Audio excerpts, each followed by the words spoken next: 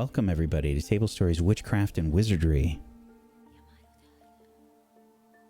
We're going to start right with the recap today because we left off last episode in a pretty tense spot.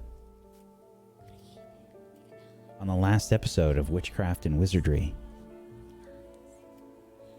Rosie and Clem spoke to the ghost of Roger Bristlecombe about some of the strangeness going on around the school, speculating that the Americans visiting from Ilvermorny were up to something. Roger mentioned that David Calderon Boot had been asking him questions about the vanished wing, and Clem suggested that she wanted to get Roger a gift in the form of a book. Roger said that he was banned from the library for something, but he couldn't remember what. So Clem and Rosie were very excited at the prospect of getting him a gift that he would actually like. After hearing a strange noise, Clem and Rosie went to investigate what it could possibly be happening near the vegetable garden and ran into Professor Sinistra outside the wall, patrolling around. When leaving, Clem noticed a figure that seemed to disappear into the vegetable garden. After some investigation, they found Hagrid covered in mud, seemingly forgetful and not understanding what had happened. Alex and Olive received a letter from Maisie, catching up and letting them know that she's thinking of them. They ran into Scorpius and Albus in the Great Hall for dinner, and Scorpius sold them on author Beanie Valence and her 2 novel series, Demon Lord and the Nighttime Detective. Olive managed to convince Albus and Scorpius to help with some invisibility potions for snooping. They left to try and find Rosie and Clem, but noticed something strange, a disturbance out near Hogsmeade. And they saw something disturbing the earth as it moved underground. When they were able to get a better look, it seemed like the earth had returned to normal. Clem ran into Alex and caught him up on what had been discovered with Hagrid.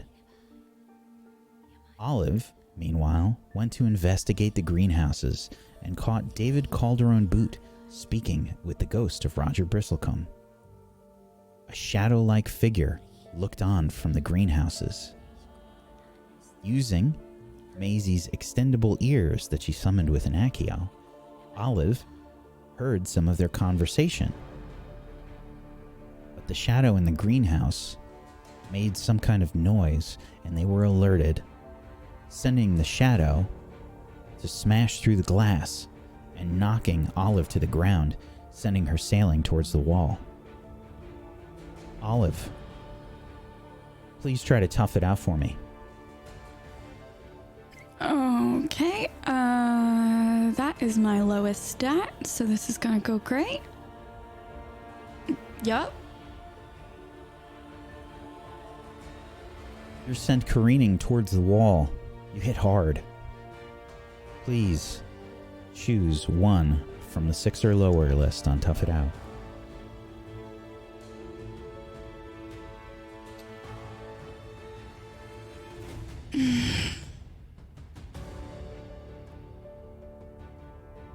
What? The wall that she crashed into, what's it made out of? Stone. Shoot. Okay. Oh gosh. I so badly want her to stay conscious, but I think realistically, especially with a 2, I think she probably passes out from the impact of hitting the stone wall. The last thing that you see before you pass out is David Calderon Boot and Roger Bristlecombe's ghost rushing towards you. You pass out, and we switch scenes. Rosie, Clem, and Alex went to Headmistress McGonagall in a fervent panic.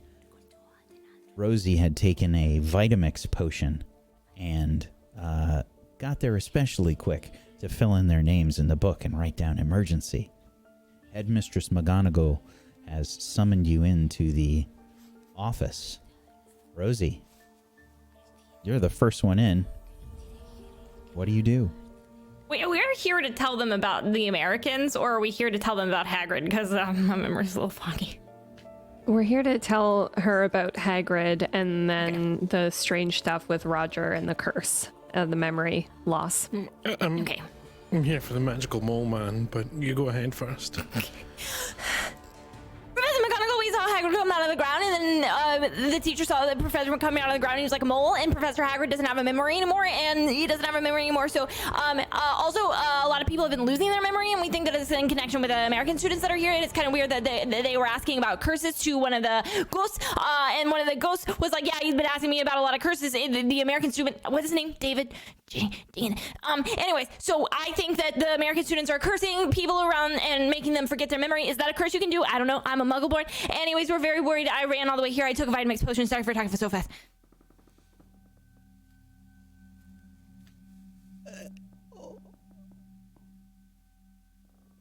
I'm sorry, dear. I didn't understand anything you said.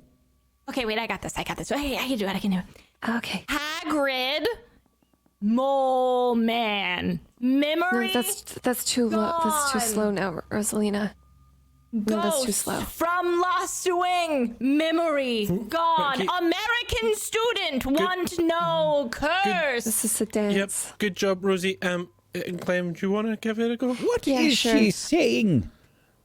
We were by the greenhouses and we saw Hagrid. Hagrid was found. Hagrid! And yes, You Hagrid saw was found. Hagrid! Professor. I'm so sorry, Professor. She which immediately professor was stands it up. once again? Yes. The professor is coming. She helped find Hagrid. Which I saw something better. professor? The one in the castle. She looks at the stars. I'm bad with names. Astronomy. Our astronomy professor. Professor Sinestra. So yeah, Professor Sinestra.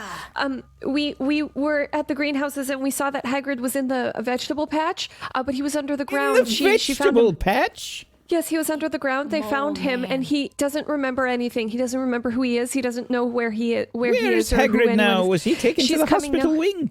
I don't know, Professor. But the reason why we came here is because he can't remember anything, and we also know of one other ghost, Roger Bristlecombe, who can't remember anything. And we were talking to Roger just before, and Roger said that an American student was talking to him about curses, and now he doesn't remember anything. And he was very nervous about the curses. And we were thinking, is there a curse that makes people lose their memory? And did someone curse Hagrid and put him under the ground and make him lose his memory? And so then we were concerned that maybe there might be something afoot with the American students. I'm so sorry. I'm here for a different ground-based mystery.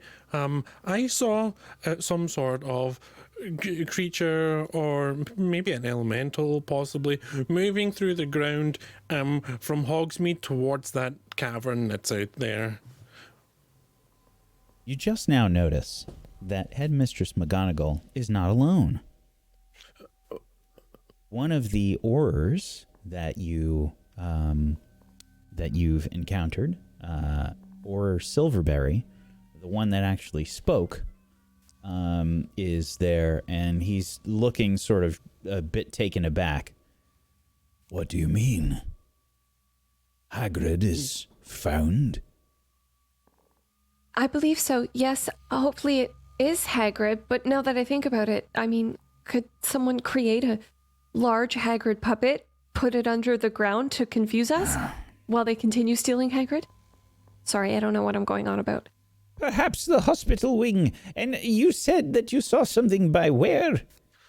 It was moving from Hogsmeade. The ground was moving like a mole, but like really big, so it might be a magical mole man, or maybe like an elemental, because the signs weren't there when I looked again, but it was moving towards... Try to convince her, please.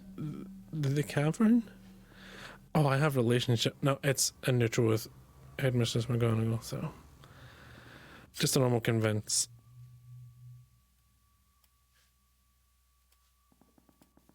Nine. 9. Choose one from the list. I don't have any proof to give. So I highlighted out Headmistress McGonagall was terrified of me, so they go along with it for now. All right, we'll investigate after we speak with Hagrid. Professor, I'm so sorry, but just keep in mind it's probably going to be very sad. He's not going to remember anything. Or you. I'm so sorry. Thank you for the concern, dear, but we have to speak with him to find out anything. I don't like to make any assumptions. Fair, I'm so sorry. Yeah, and it's also, I think, maybe strange that ground movement-y stuff was happening where I saw those two strange figures over by Hogsmeade as well. I think we'll look into it. Don't worry, Mr. Pippin. And she's starting to sort of get, she's getting herself together. And she does the thing where she sends out the spell again, and she says, "Professors, it appears that Hagrid has returned. Has anyone found him? Professor Sinestra, I believe, has found him and is currently in possession. I believe she will be taking him to the hospital wing. Please meet me there. Thank you very much for letting me know." Of course, Professor. Please do let us know if you need any more information or if anything else would help. Yeah. She's about to leave, and or Silverberry follows her, and she says, "I may be wrong," but she raises an eyebrow and she says, "I want you all to act very cautiously, as has been stated. Stay on castle grounds." Yeah, of course. We haven't even stepped out there. Yeah, But if the castle grounds are dangerous too. I would only go to Hogsmeade and I can't get there on my own, so. She gives each of you like a stern look, just trying to get like an insight to see if you might be lying. And I would like someone to show courage for me. I can do that because I can use my house benefit. Automatic show courage. All right. You look fear in the eye and do not break. She nods her head and she says, "Good. Now, order Silverberry to the hospital wing." And off she goes. Well, that was handy that we got both the headmistress and an aura at the same time. It's like basically the best combination of people to. But Professor Lovegood said that we shouldn't trust auras, that they're bad. Do you think that Silverberry maybe was impressed with my explanation of what happened? And do you think that maybe Silverberry might see something in my skill of explaining curious happenings? Yeah, maybe she sees that you would also be a good spy. Well, I don't think I told you. So, my current theory is that we weren't ever spies, but someone cast a spell to make us think that we were spies, and that's why we were confused. I feel like I'm always confused. Not to rush us, but should we go try to find Roger? Yeah, sounds good. Or wait, should we go try to find Olive? Olive was with me when I saw the magical mole man thing. Where did she go? She went to find you guys, so. Oh, we should definitely go find her We're then. here, so Yeah. she didn't find us. Do you know where she went? Well, you guys were at the greenhouses, right? So she went there to meet with you. Oh, that's perfect. We can go to the greenhouses and maybe she's there talking to Roger, and then we can two birds, one stone. While I'm there. Yeah, good plan. Good plan. Do they need one-on-one time? Because We can just like peek around the corner. As you were saying, we might be really good spies. So we can just take a peek, and if they're taking alone time, then we will just not interrupt them. But if they're there and maybe they're having a fight and she needs to get out of that situation, like maybe we could go like help her out or something. Like maybe he's like, "I don't remember you," and then she's like, we could be and then we could go. What's Wingman. What do you think it feels like to kiss a ghost? Cold. Probably. Yeah. Okay, let's go. I'm gonna ask Roger if we see him. Okay. What, you ask him to kiss you? No. Just like what it's like to kiss a human if you're a ghost. I just want to know. Aren't you curious? You want to hear what it's like to be a ghost? It's like a second life. I asked lots of questions last year, so. Oh. Okay, so you're done this year with the questions? I have other things I'm thinking about now. Like, I kind of want to see if I can turn into an elemental. That would be cool. Why did we give up that idea about being able to turn into animals and stuff? We all gave up on that. I really was excited about that. We could become moles with Hagrid. We can do it next year if I think we need to apply to do it with the... I'm walking to the greenhouse. I think we can probably have this conversation while we're walking. Yeah, as you leave, the office doors sort of like closes. The big secret door just kind of. Wait, if you found Hagrid, did you find Clifford as well, or? No, we didn't find Clifford. Just Hagrid. Just a lot of dirt and memory loss. But now that we know that that maybe all of them could be underground, you know, so we just have to dig up all the Do you think there's like patches. a house, like underground? Like the Hufflepuff common room's kind of like a cozy underground, you know, little. Maybe they're in their own. I think common Hagrid room. looked distinctly less comfortable than he would if it were an underground cozy. Yeah, he wouldn't have been so dirty either. Or confused. Yeah. I mean, so he was underground, and I saw a thing moving in the ground. Is there a spell that can put you under the ground like a mole, like a pumpkin, to grow? Like a. Well, there's a spell that can make you into an invisible bubble area. Can you do that, but shove them underground? Groundus livis. Don't. I thought you were seriously trying to make up a spell there, and that can go. Have you read any of the Magical Mishaps books? I really want to know if that worked. Did you try to cast that spell? I said the words and I moved my wand. Oh no. Did you have the intention though? That's an important part. No, I don't think she had like serious intention. I think she was trying to make a funny joke behind that roll. Yeah. I think she was just like Okay, yeah, you need to be careful with that because it could have maybe half happened and then half of you got stuck underground or something, you know? Like lots of bad things can happen if you mess up with spells. You'd be amazing at tilling the land. You could work at a ranch, perhaps farm.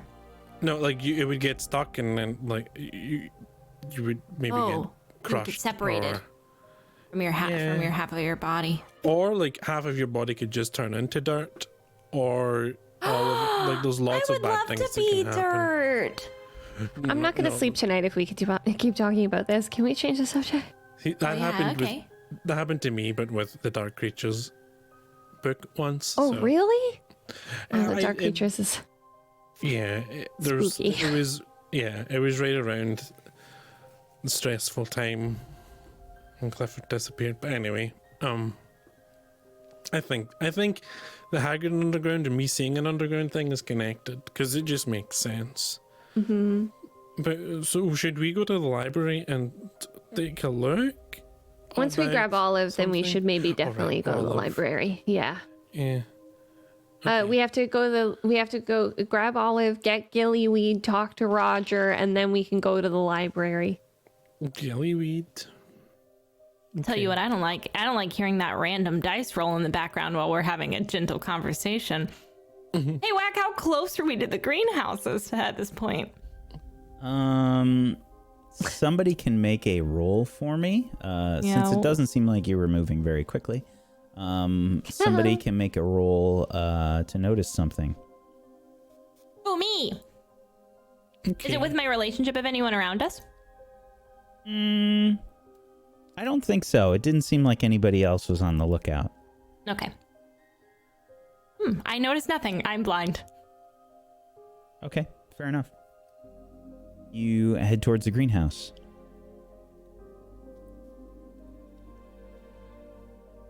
When you get there, You can see that there is some broken glass on the ground. Oh my gosh, did she break into the greenhouses? I love that. Well, She's so bold. I wish I had that fire. Why would she break the glass and not just go through the door? The doors Is are Olive locked. not here? You can unlock them. Olive! Olive? Olive? Olive! Olive? Do we see anything, Wack? You begin to look around. Olive is Okay. nowhere to be found. Olive?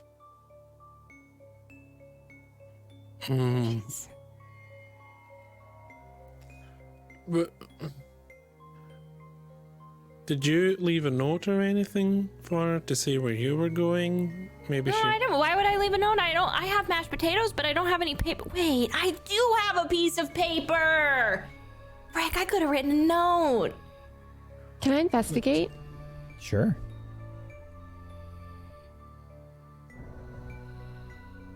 How are you investigating? Oh, I am looking around at like the place where the glass was broken and then just like basically looking around that area to see if there's anything there. Also, I don't know if I have a plus to anybody for doing this. But anyway, No one that's else what I spoke rolled. up about investigating. They just kind of looked around. You Yeah. have taken a closer look, and you can, with an 8, you can choose one from the list there. Okay.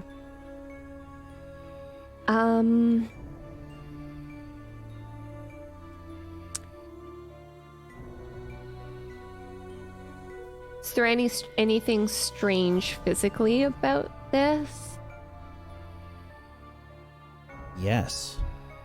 The plants inside the greenhouse around where the glass was broken seem to have been knocked to the floor. Guys, the plants in the greenhouse have been knocked to the floor. Can I... Professor Shortbottom's gonna be so upset. Olive wouldn't do that. She's very careful. She thinks he's cute, so I don't think that she would smash his pots. I don't have a good feeling about this. You think there was a fight? Do you think she was in a fight? Do you think Roger said something hurtful and she got upset, maybe threw a rock? I don't think get Olive would angry. do that. I don't think I've ever seen Olive get angry. Me either. Frick. Well, Maybe something fell and she got hurt by the glass or something, so we went to the hospital wings. We could check in on Hagrid while we head there as well. See if... Why don't you guys go to the hospital wing and check? I'm gonna keep looking around here, and if I don't find anything, then I'm I'll not come to leaving the... you alone. If there was a fight here, somebody's coming back. I left all You this think they'd evidence. come back? This is where the broken glass is, by the way. Here. I didn't see it. I missed Sorry. in there. it. Okay. Oh, okay. yeah, okay. It's broken out into it. The glass is out here, not in there. So Wait, somebody sorry. was Is the inside. glass... It's yeah, is broken the glass... out. It's broken out, so there was something inside and has come out. Okay. Maybe one of the plants got a bit... I take a peek and Where's look Roger? at the plants nearby. Are any of them aggressive plants? Roger. Where's Roger? Not here. You are going to look for Roger? Yeah, you can try and make a roll. Seems like everybody Okay. else is helping out this time. Okay. Investigate again? I think you're looking for Roger specifically, so this would just be like a notice something.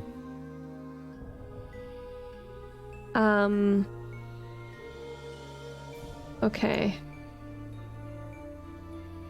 Sorry, I just want to see if I have any assistance. Well, you do. Rosie and Alex are helping, so. Could Alex not help me? I was You actually roll looking at the whichever- plants. Roll whichever one is the most beneficial for you. Me. Okay, so 0. Okay. Don't see Roger anywhere.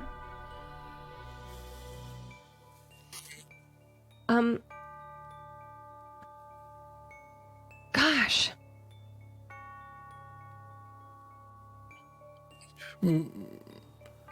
Why don't we just do one more lap around the greenhouses and then we can go to the hospital wing? Okay, We how can all about just I look walk around the edge and y'all Yeah. walk in between all the buildings?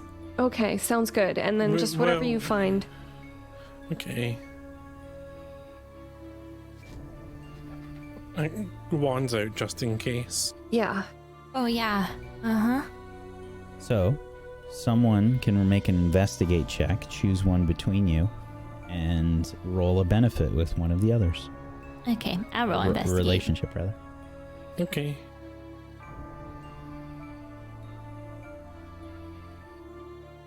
An 8. You can choose one from the investigate list. And what? You're just taking a lap around the Yeah, I'm greenhouses. doing I'm just doing like the outer edge. Okay.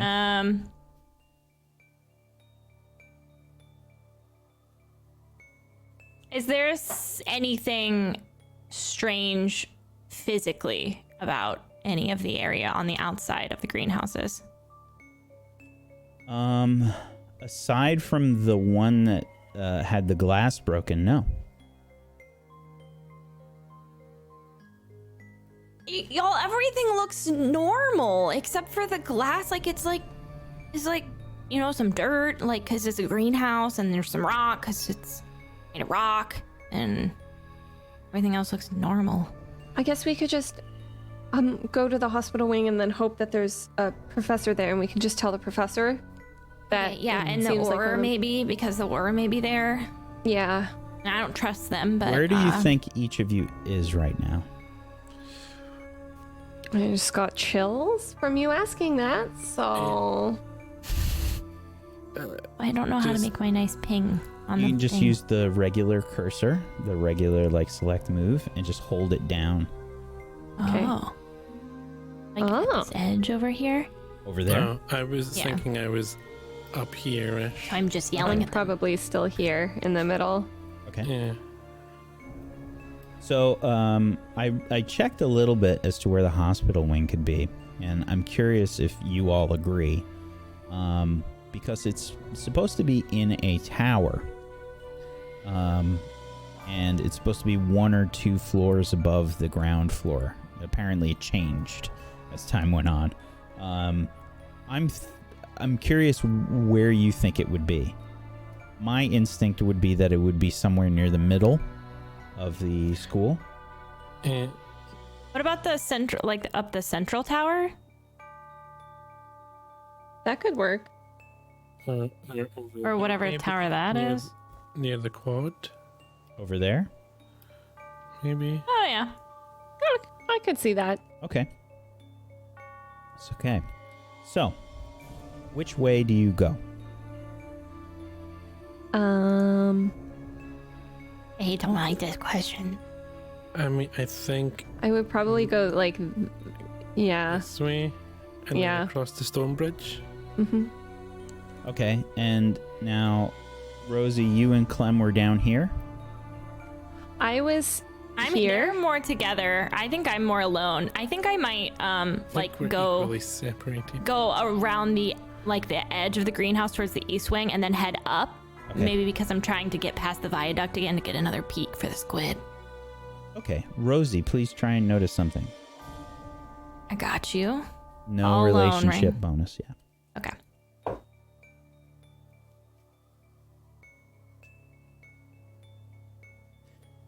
Ooh, okay. You can ask me one question from the notice something list. Something catches your eye. Is there anyone or anything sneaking around? I think that there is something that catches the light as you're walking. Maybe as you look towards Clem and then look back to make your way to the hospital wing. Mm-hmm. You can see over here near the edge of the greenhouse. Something's on the ground that you guys must have missed. Okay, I would like to go look at it. I don't want to touch it yet, but I would like to crouch down and get a good close look at it. Mm-hmm. Something small. It looks like an ear. Are they gone? Am I alone now? Like I'm alone with this ear? Yeah, they left. Okay, I'm gonna pocket it. But she's like picking it up and she's like, wait. It's got a Didn't connection. we have an ear? It has a connection? Oh yeah. Like a magical connection? Wait, I can No, hear in it? There's a line that connects to it. Okay, I It's start following the It's a line. pair of extendable ears. Okay, can I follow it to the other ear? Yeah.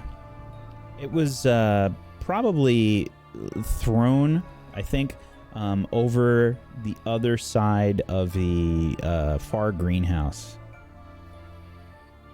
I think probably like on this side over here. Okay. So I see the extendable ears, but I don't see anything else. Nope. Okay.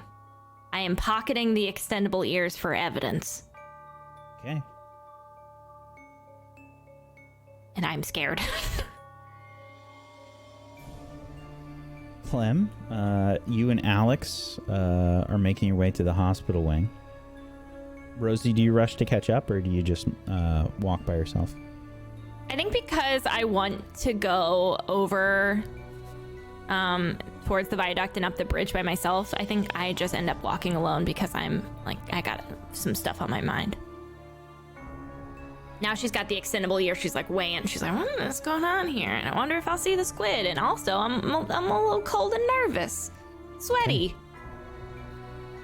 Alex, you and Clem are heading to the hospital wing. Rosie apparently is not with you at the moment. What, do we know that Rosie went the other direction and that's chill, or are we just figuring out that she just It's up didn't to you, join whatever us? you think. Yeah, I Where's think Rosie? we probably expected to. I thought she was gonna head in from down by the east wing. We should Oh, have okay. run into her. We should run into her just after the central tower. So Okay, cool. Seems okay. yeah, when we get to around here where I'd expect to run into Rosie, we can just wait here for her for a little bit. Okay. So it takes probably an extra minute or two, but Rosie finally catches up with you, and she's got something in her hands. Hey, I found this ear and it's attached to this other ear. And didn't we have one of these ears before? Like, didn't we have one of these ears? Does this ear come from somewhere? I would know that that's Maisie's extendable ear, right? I don't know that you know that it's Maisie's, but it is a pair of extendable ears. Okay. You all saw extendable ears. Yeah, okay. I don't know if Maisie would have marked it or anything in this short period of time. You know, it's got like a Maisie card on the back. Did Maisie or Olive, they've used the ear fairly recently, right? Not that we've Again, I don't know that you'd have a way to Okay. determine that. Fair. Okay. What I'm gonna say is, could I like get very Rosie like up in it and she's like investigating it like this? Maybe there's like a hair or like a clue. You know, she's obsessed with hair, so I feel like she has proficiency here. Sure, go for it. She even Investigate. has a hair to compare it with. Could I do this like with my relationship of Maisie or Olive? No. Okay. Actually, no, I'll give it to you with Olive. I say I'll give it to you with Olive. That would make sense. Okay, so that would just be a +1, so it would end up Okay. being a 9. Yeah, unfortunately. I think. Oh wait. Oh no. Oh, mine are. A 9 will still give you a single It's a question. 2, so it's a 10. Oh, Sorry, mine were stacked on top of each other. Sure. I didn't have it pulled out all the way. Then that's- Okay. Then that's a 10. You can ask 2 questions from the investigate list. Is this similar to something I've seen before, like Olive's hair that I have in my bag? There is a red hair there, yeah. Okay. And Could be Olive, could be Maisie. Okay. You recently And- saw that Maisie had a pair of extendable ears. I don't know that you'd have any reason to think that Olive would have them. Right. Is there any remaining magic here? Like maybe I could see that. Are they warm? You know what I mean? Like, does it feel like it's been recently used or? So the ears are extended all the way when you pick them up. So they've definitely been recently used. Okay. So the magic on the ears has been used. Okay.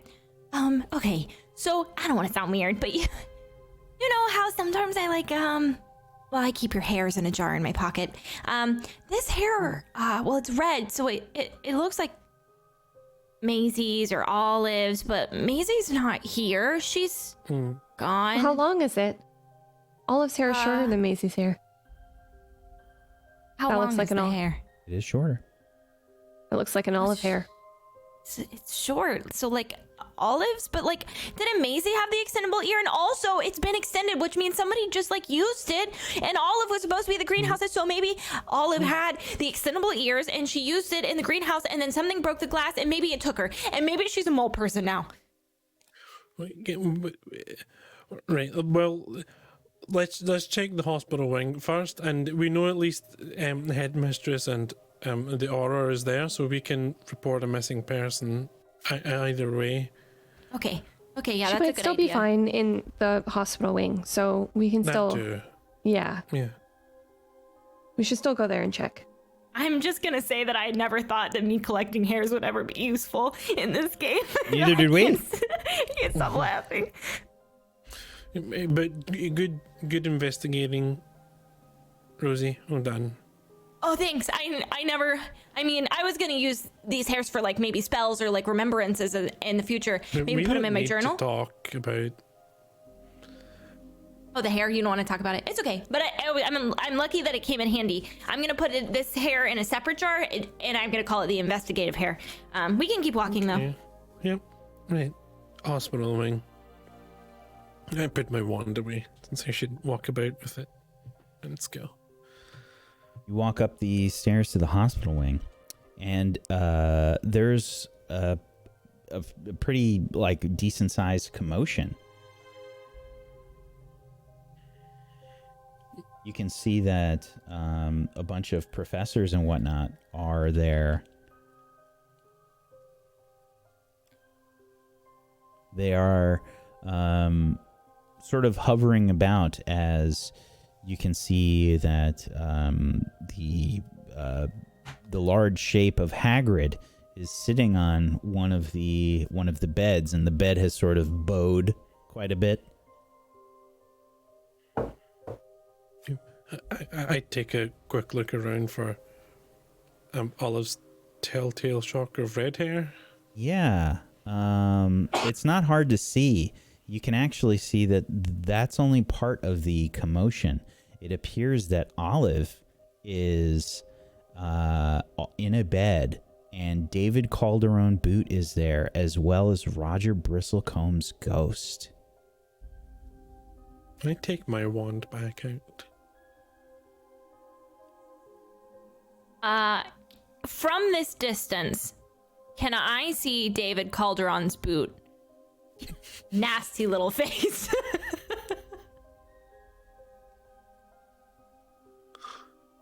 You can see that David is he's right near Olive and Roger, and he's actually speaking with it would probably be Headmistress McGonagall. Okay. I'm marching over there. Yeah, Anyway. Rosalina's shouting, "Don't touch her!" All of the faces in the hospital wing turn towards you. Sorry. Hi. Don't touch my friend, David. If you could just, please. She doesn't know you like that. She really doesn't like to be touched by strangers. Hi, everybody. Happy to see you again, Hagrid. I know you don't remember me. Anyways, I'm just gonna start weaving and bobbing and hi, hello, hi. Olive, is she conscious? No, she's unconscious. Olive, she's unconscious, y'all. I try to see if there's I try to see if I can ask a nearby professor. Madame Pomfrey is slowly making her way over towards Olive. It appears that several professors are sort of looking after Hagrid, and you can kind of just hear him in the background saying, "No, I don't know. I'm trying to remember your face. You look so familiar, like." And Headmistress McGonagall is sort of looking at Rosie as Rosie approaches. And David has a sort of confused look on his face. Roger is actually floating closely to Olive. He's sort of looking down at her. Madam Pomfrey? Yes, dear, I'm just looking after this young girl. She was just brought in here by Mr. Calderon Boot. We went looking for her, and there appears to have been some sort of physical altercation, perhaps, at the greenhouse where Olive should have been. Yes, I was just explaining to Headmistress McGonagall that we saw something in the greenhouse. Both the ghost of Mr. Bristlecombe here and myself. Gee What did golly, you you're see? at those greenhouses a lot, huh? I was having a conversation with Mr. Bristlecombe. Yeah, like every night recently, huh? Seems like you're around there a lot. He looks... I'm sorry? Huh? Nothing. Roger, are you okay? Roger doesn't seem to answer. He's looking at Olive. Roger, do you remember Olive? What happened? You can... I'll let you figure out what you want to do here. Are you trying to get Roger's attention?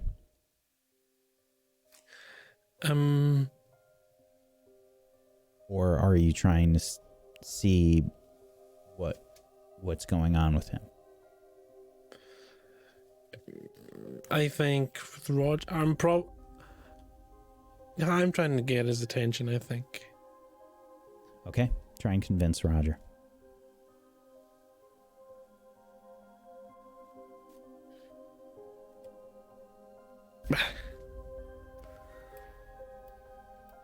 A 6. No such. Roger doesn't seem to pay you any mind. He's just looking at Olive.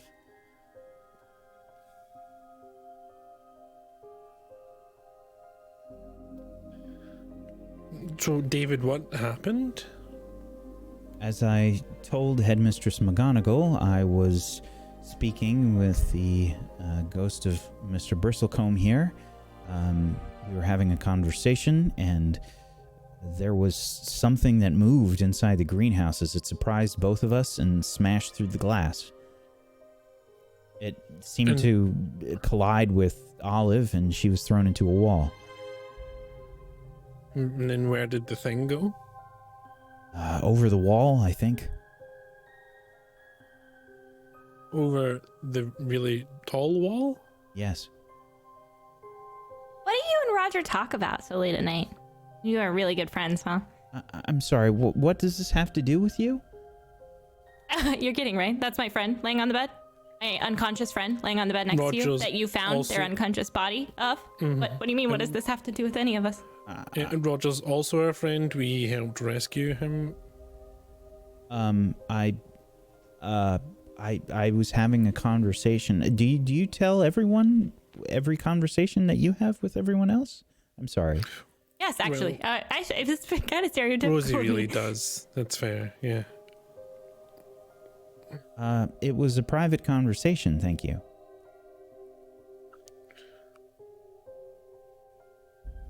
Okay, that's totally... Is there a way I can suspicious angle at all. myself to look at Roger and Olive, but not look at David at all? Yeah. Because I just want to be very at David and look at my friend and Roger and nobody else. Sure. You're just giving him the cold shoulder, and you're looking at Roger and Olive. icy. It's a very cold shoulder. Okay. Headmistress McGonagall says, I'm sorry. This is a little overwhelming. It's been a very busy night. Roger, why were you out so late by the greenhouses speaking to Roger? David, why were you out by the greenhouses speaking with Roger so late? As I said, I was having a private conversation. About what? I think it seems rather important. I agree for what it's worth. I have been speaking with Roger in the hopes of helping him, if you must know. Helping him?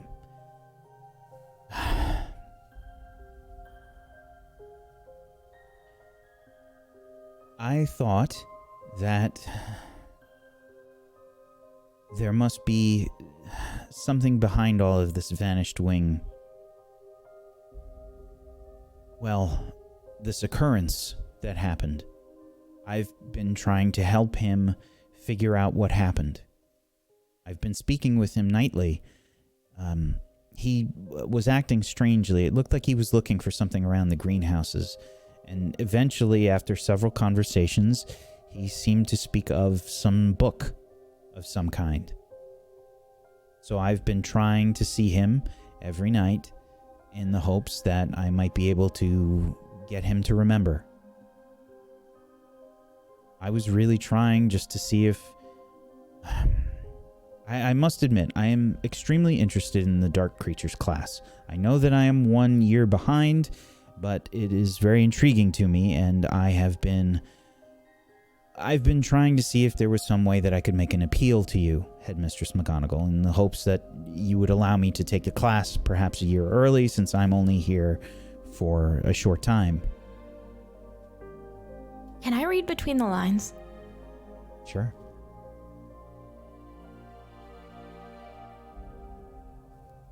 I know nothing. I see nothing. Just anger. I seethe. Just pure rage. Just pure red. It's pure red.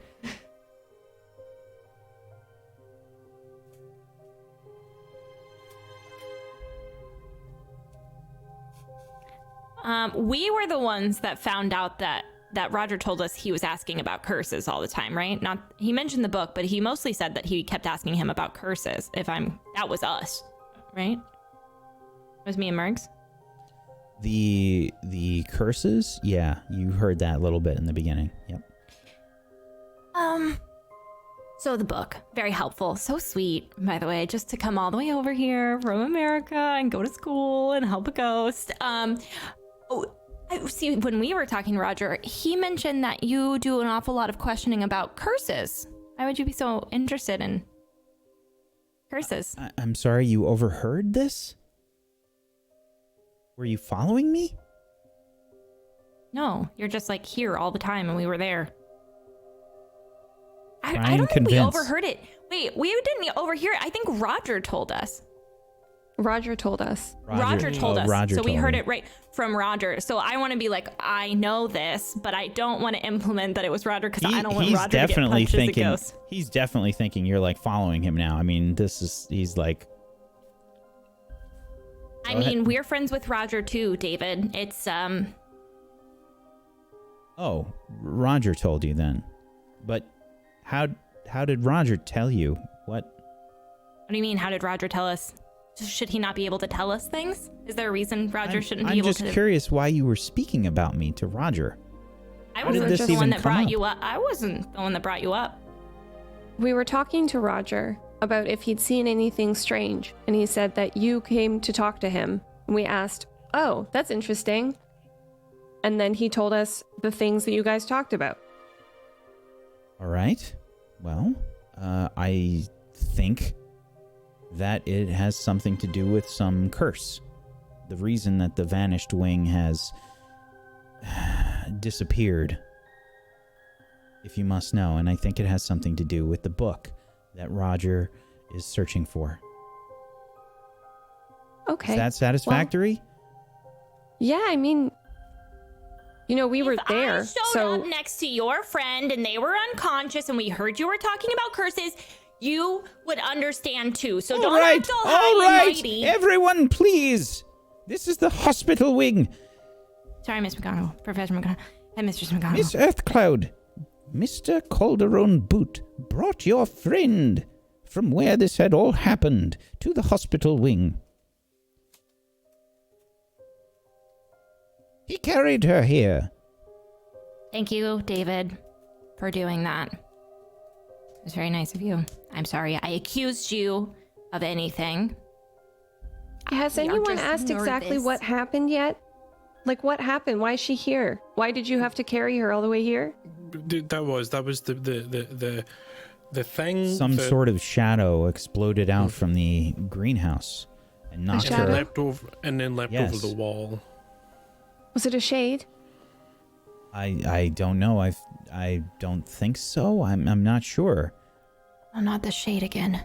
Did you hear any whispering or perhaps a music box? No. Well, that's a good sign. The shade is the thing that was really bad last year, so you... Yeah, but Olive banished that, so... Yeah, well, all is great, but what if there was, like, more than one shade? Well, Olive would have banished it too, so... Okay, For now, let Madame Pomfrey look after your friend. She has a nasty bump on her head. Can we just stay quiet? As long as you don't make any more noise, Madame Pomfrey. Yes, it's all right, as long as they don't disturb the patient or agitate any of the others. Quiet as a mouse, Mrs. Pomfrey. Yeah. Headmistress, Professor Pomfrey, Nurse Pomfrey. Madam Pomfrey. Yeah, that's the one. Thank you. Thanks, Alex. It's okay. I'll get some seats. So, Headmistress McGonagall says, "No, if you'll excuse me, I must speak with Hagrid for the time being." Should Rosie and I see Hagrid since we were the last people he saw? Maybe it'll jog his memory? She looks at both of you and says, "Maybe a little later, dears. Okay, well, we'll be right here anyway, so... I don't want to worry you more than you probably already are, but it appears that Hagrid has... well, that he's been obliviated." What does that mean? It's a spell that makes the recipient forget. Is it permanent? Is there an unobliviate? It's a difficult process, unfortunately. Myself and Madame Pomfrey will see if we can... Well, it's some rather advanced magics. Whenever you are dealing with a mind, you don't want to cause any undue damage. Well, for any of the parts that aren't advanced magic, you can always call on us for fetching things or any other sort of helpful things that we could do that wouldn't put Hagrid in danger. I'm sure he would enjoy perhaps some of his favorite food. He does enjoy rock cakes. I can do that. I can do that. Rosie makes the most rockin' rock cakes. Professor McGonagall, I know it's late, but do you think that I could have permission to go to the kitchens to make something for Hagrid to have in the morning? We're getting very close to curfew. You should all be returning to your dormitories soon. I would prefer if you would wait till tomorrow. but Okay. he's the one that told me I was a wizard.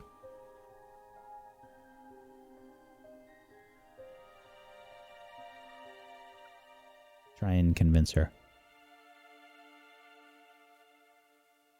+1 for a puppy dog eyes.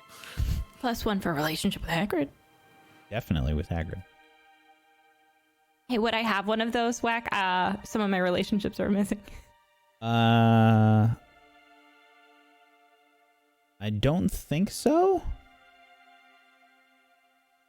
Okay.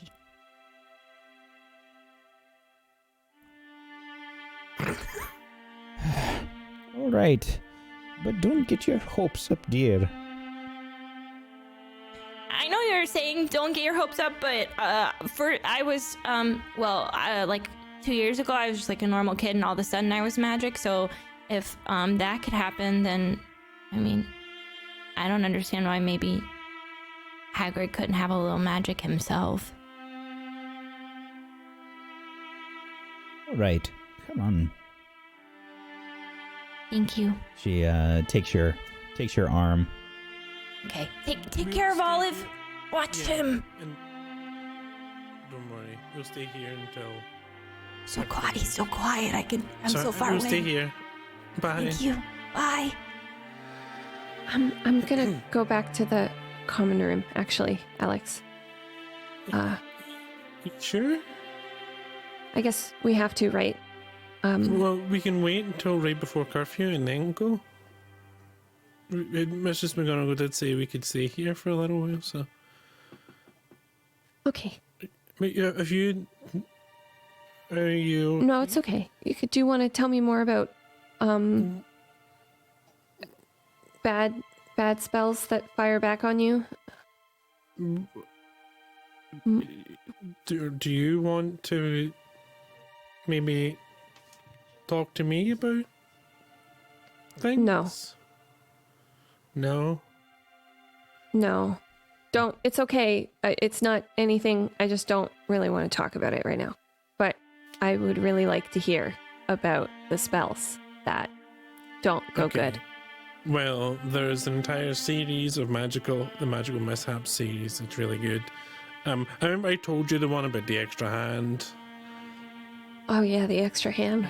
Yeah, it started there, and then I just read all of them, and there was the mole What's man. the worst one?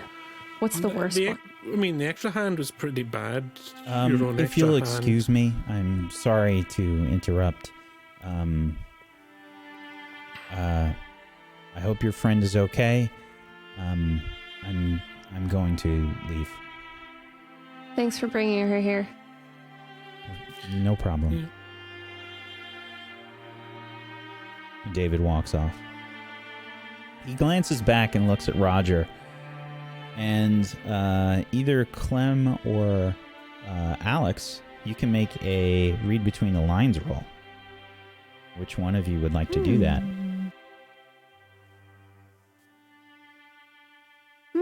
If you think you'd be looking after Roger. Or not Roger, David, sorry. Me, I would definitely watching David leave. Make sure he is gone.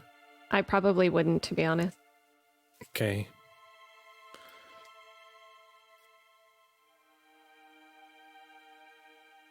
Can't really make Probably. out too much.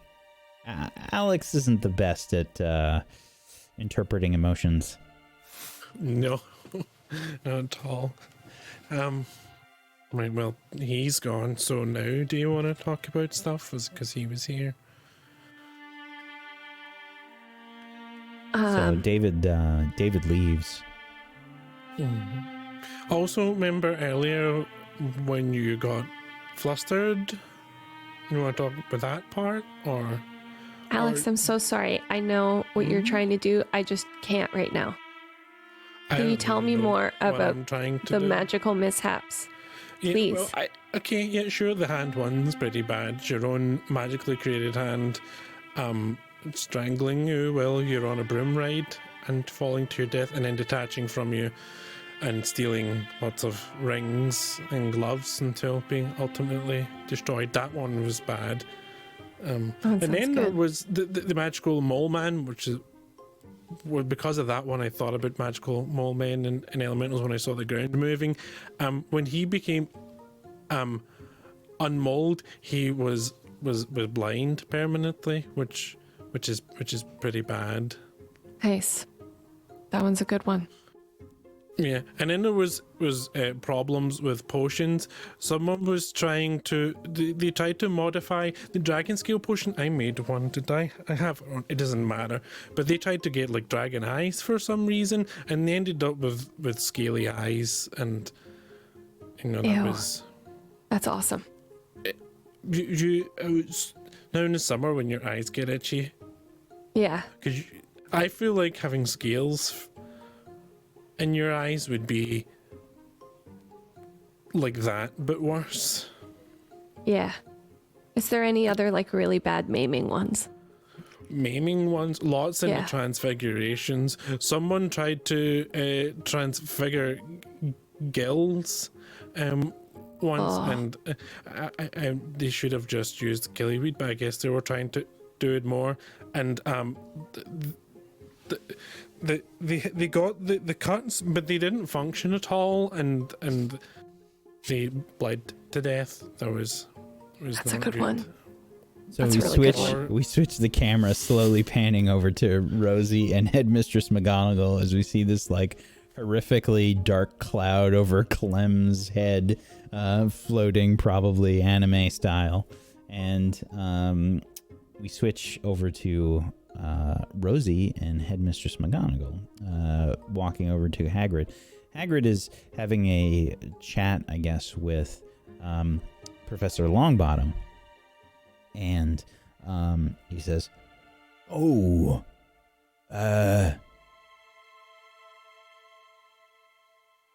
right, Neville,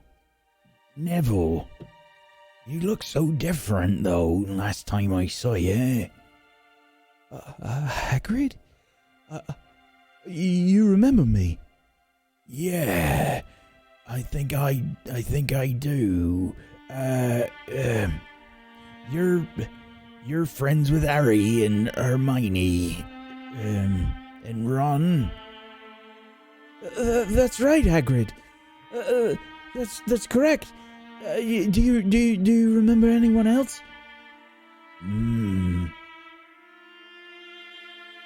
I don't know. I remember Minerva. Hagrid.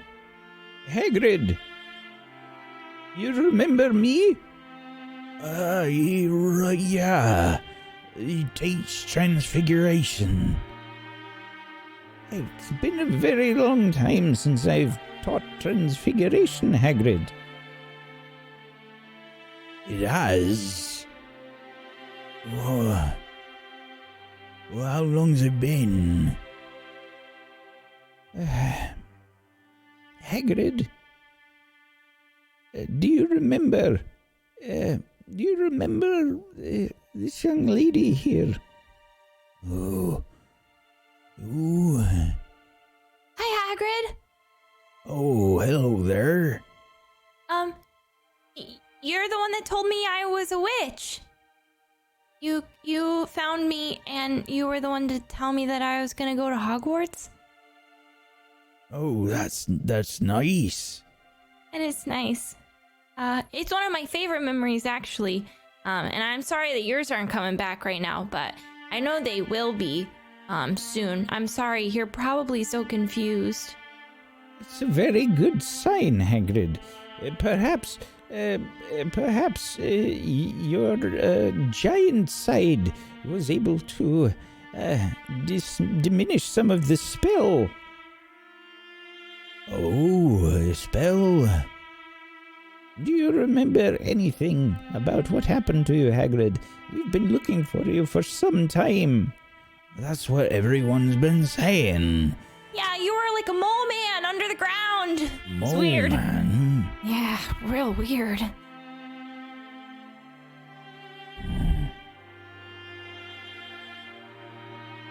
No, I don't.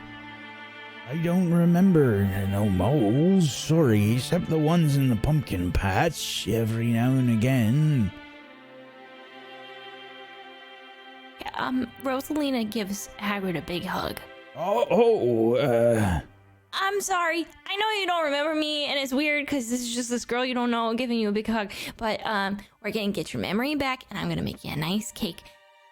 Everything's gonna be fine. I promise. Oh, well, thanks. You seem really nice. Oh, thanks. You hear that, Professor? Mistress McGonagall? I'm nice. Yes, dear, yes. I think it's a good sign, Hagrid, that you can remember some things. Don't worry. We'll help. And you could probably feel like her tense like a little bit next to you, Rosie, as she says that. She's like tense.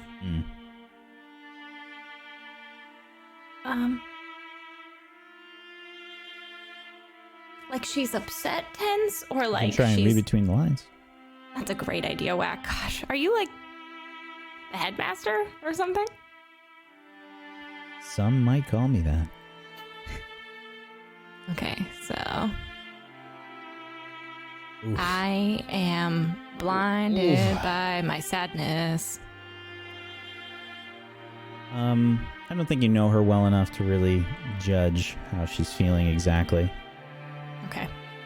I just know that she needs to do a little yoga. Yoga would help all that tenseness in your shoulders. Very well, dear. I think it's about time for you all to head back to the dormitory. It's getting late and curfew is coming up shortly. Okay, I'll see y'all in the morning. I'm gonna be up kind of late doing the cake making, but I'll be fine. Hey, see ya, Rosie. Hi, I'm gonna go cry into a bowl of flour. Right. Remember, just don't add salt then, and less water. True. It should be in. Yeah, I'll just do the tears. Just adjust Thanks, the Alex. recipe. Yep, that's Yeah. fine. Clem, do you need me to walk you to Gryffindor Tower, or? No, I'm good. Thanks, Alex. Thanks for telling me about all those magical mishaps. It was awesome. Yeah, but I can point out the books in the library if you want, or I have my own copies. My gran sent them. Cool. Yeah. Sounds good. You can have them. I would copy them, but I wouldn't do as good a job as you, so. Thanks. You do a great job, though. Don't worry. Cool. Okay, I'll see you later. And then I just Yeah, we'll catch you book it. breakfast. Bye. Bye. I head off to Ravenclaw Tower. I think we get this image of the group sort of leaving, and the camera slowly sort of returns to Olive and Hagrid. Like, we can kind of see both areas, like the professor's still talking with Hagrid and whatnot, and we see Olive and we see the ghost of Roger Bristlecombe sort of looking at her as she's in bed.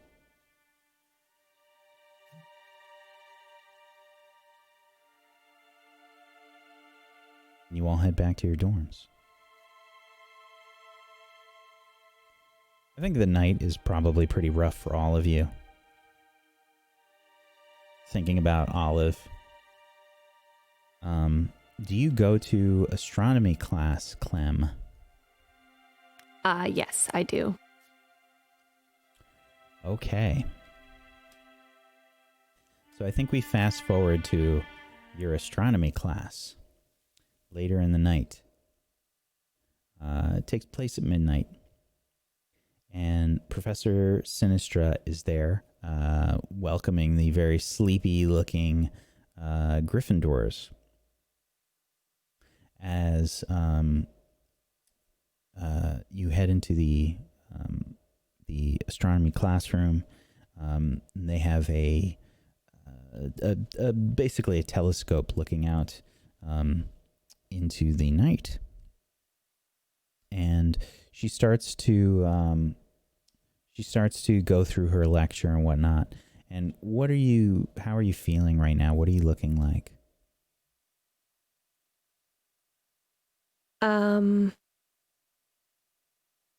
Honestly, I'm feeling a little traumatized, and I'm trying to distract myself as much as possible.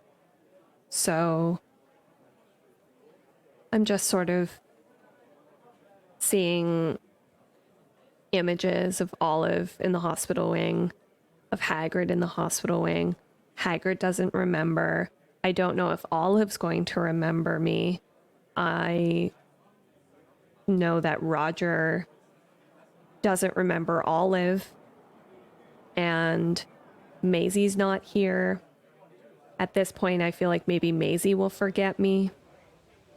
And I'm honestly just checking out a little bit. Maybe just looking at the sky and trying to zone out. I think you catch just kind of the tail end of Professor Sinistra speaking, and she says, Miss Goosanders? Miss Goosanders? Yes, Professor. Would you like to step up to the telescope and tell me what you see? Sure, yes, of course. I step up to the telescope and look in. Yeah.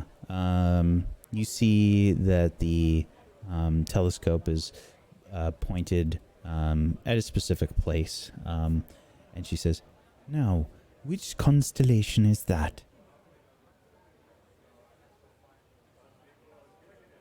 Do I know which constellation it is? Sure. What's your favorite class? My favorite class is Defense Against the Dark Arts. Okay. So this is a mind roll.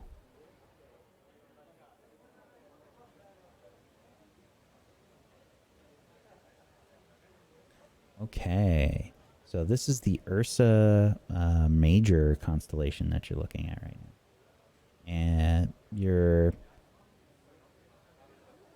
I don't think you really remember what she was talking about, though, beforehand, but you do recognize the constellation. It's Ursa Major, Professor? And what is significant about Ursa Major?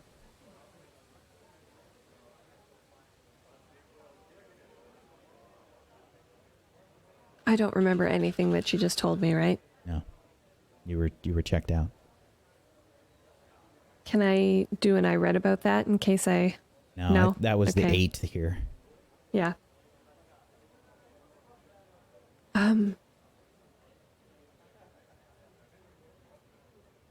I'm sorry, Professor. I don't know. She puts a hand on your shoulder and she says, I know that this has been a difficult day, but if you could please try to pay attention. Sorry, Professor. She pats you on the shoulder. She says, it's all right. We'll sit down. Now, who can tell me why Ursa Major is an important constellation?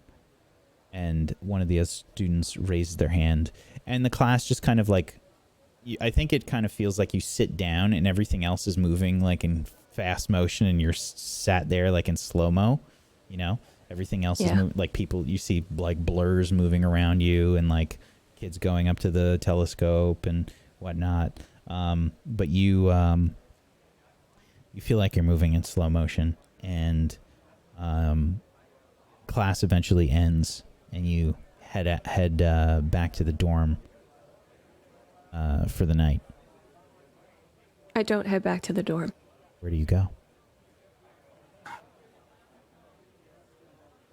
I would like to go to the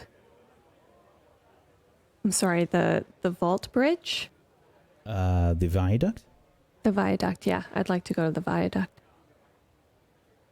Okay. So, if I'm not mistaken, I think that class is in the North Tower for the Astronomy Tower. And you kind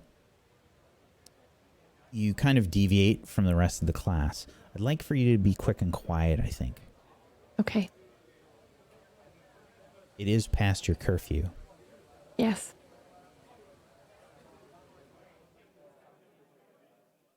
Okay.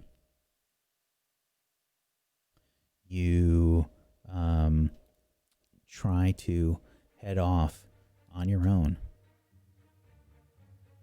And I think as you're trying to break off from the rest of the class, you actually run into Professor Sinistra again.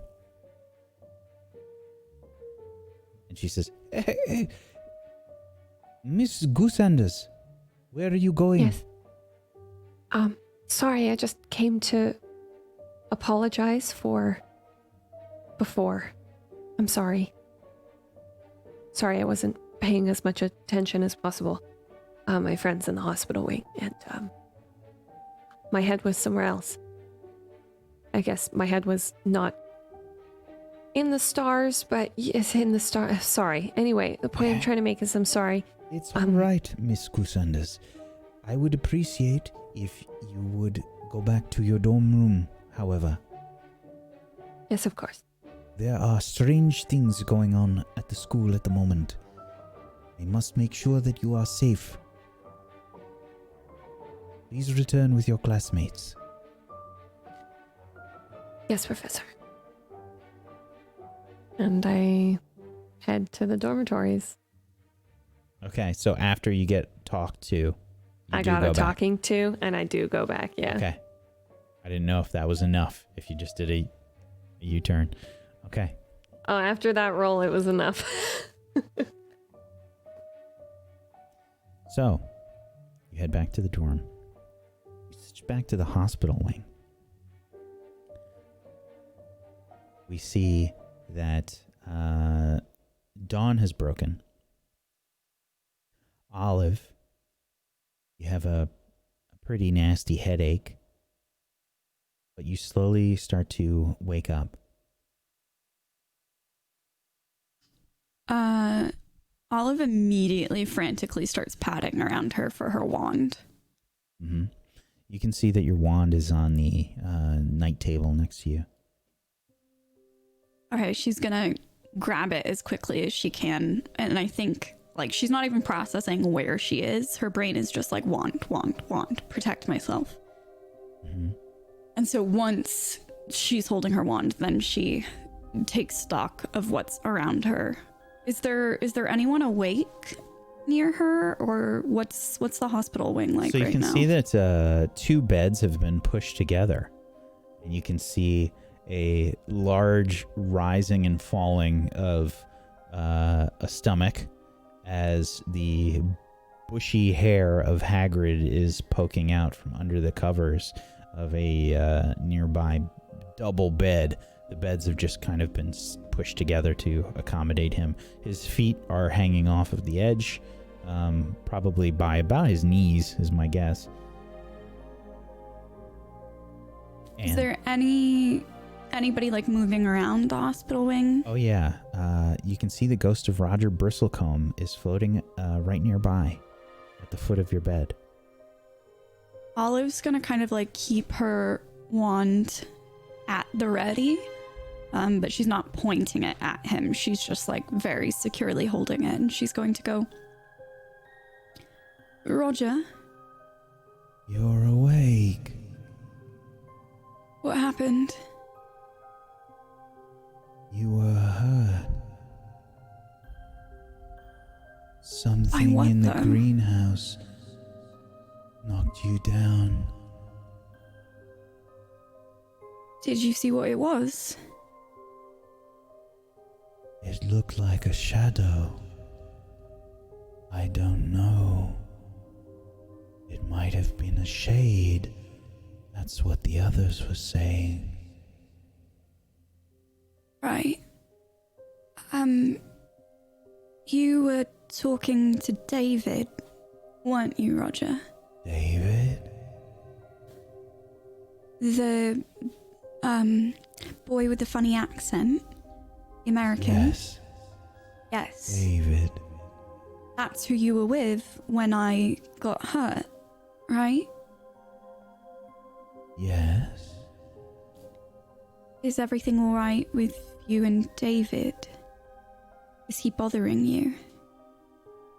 Bothering me? Is he asking you to do anything you don't want to do?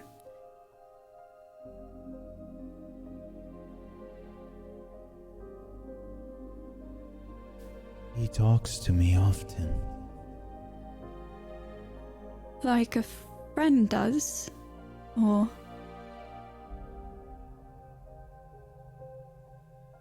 He says he's trying to help. Is he helping you, Roger?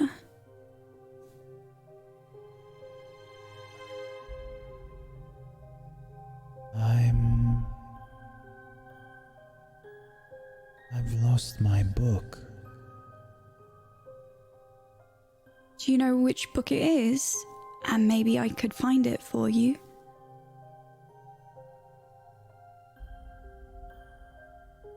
Try and convince. Okay.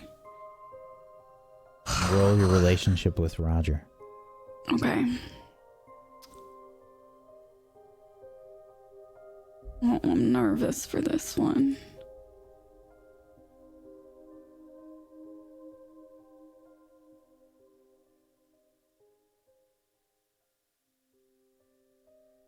It's a special book.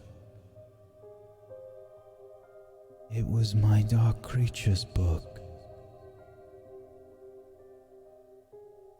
And it's upsetting you that you can't find it? No. Something was special about this book. Do you remember what was special about it, Roger?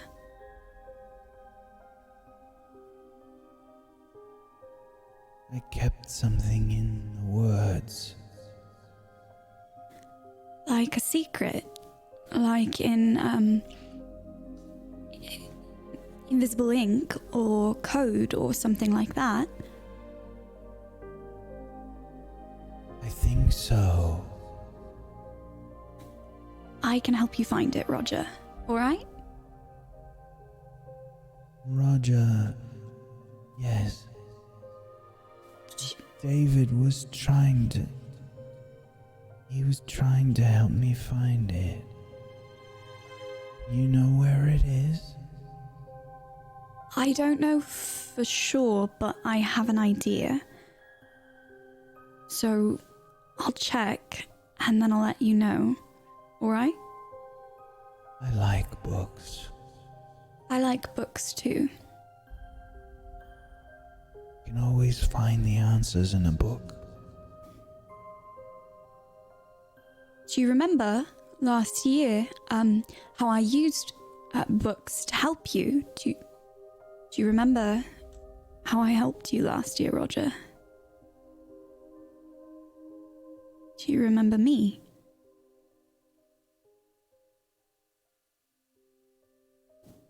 He's looking hard at you, trying to look as if he's looking through you. You look familiar. That's because I am familiar.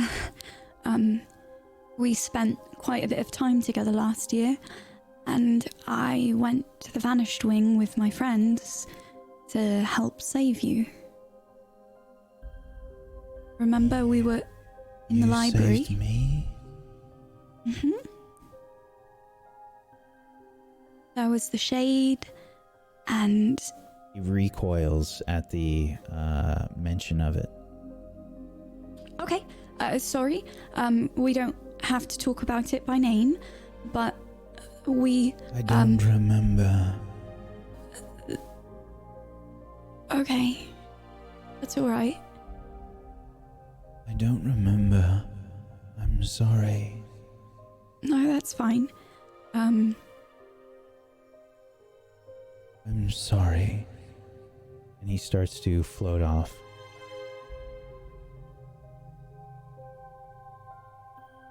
Bye then.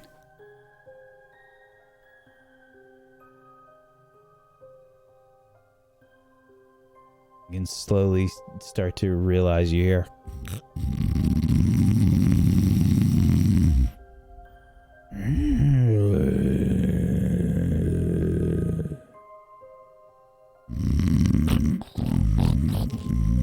Hagrid.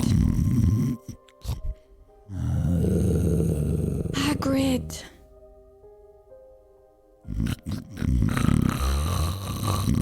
Hagrid.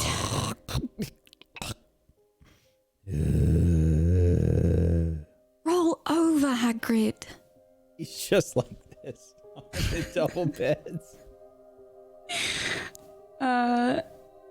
Oh gosh.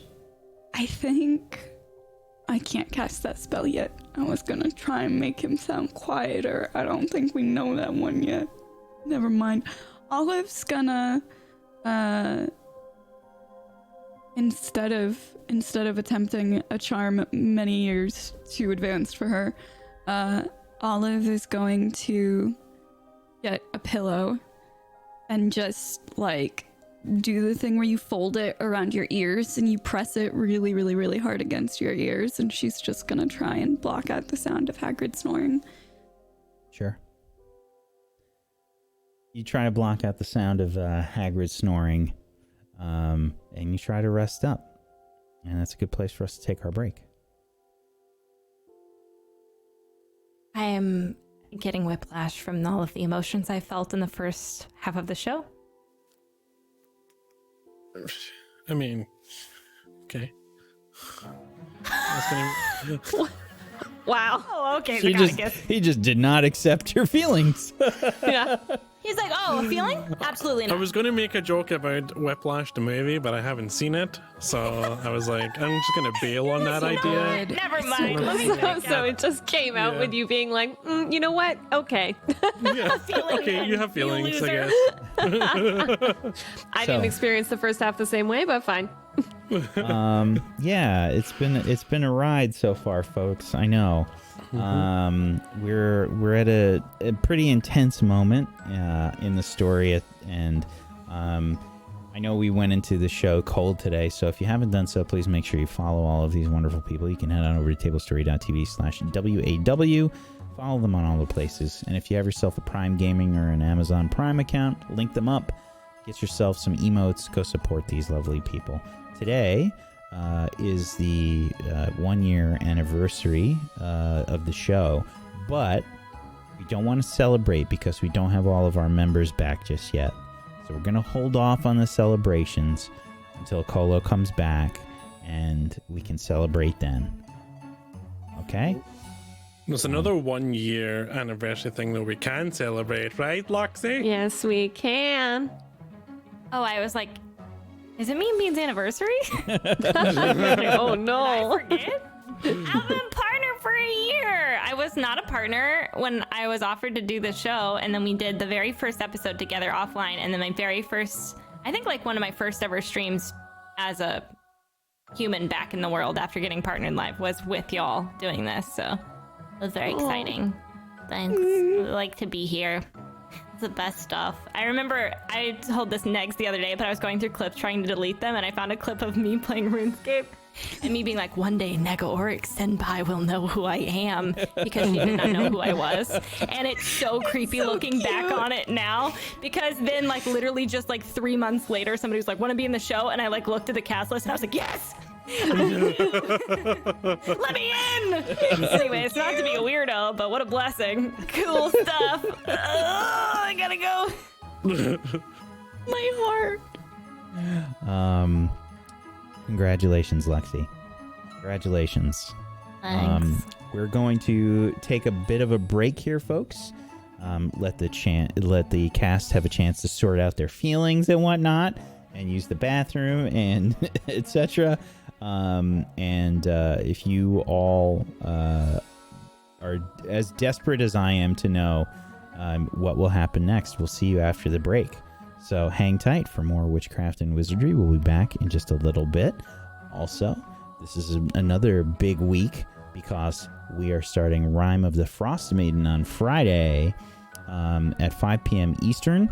There's a countdown on the Discord to help you out with time zones because I know they're complicated for a lot of people. But as today started an hour early for our Euro friends, it's going to start an hour early on Friday. So 5 p.m. Eastern is normally 10 p.m. GMT.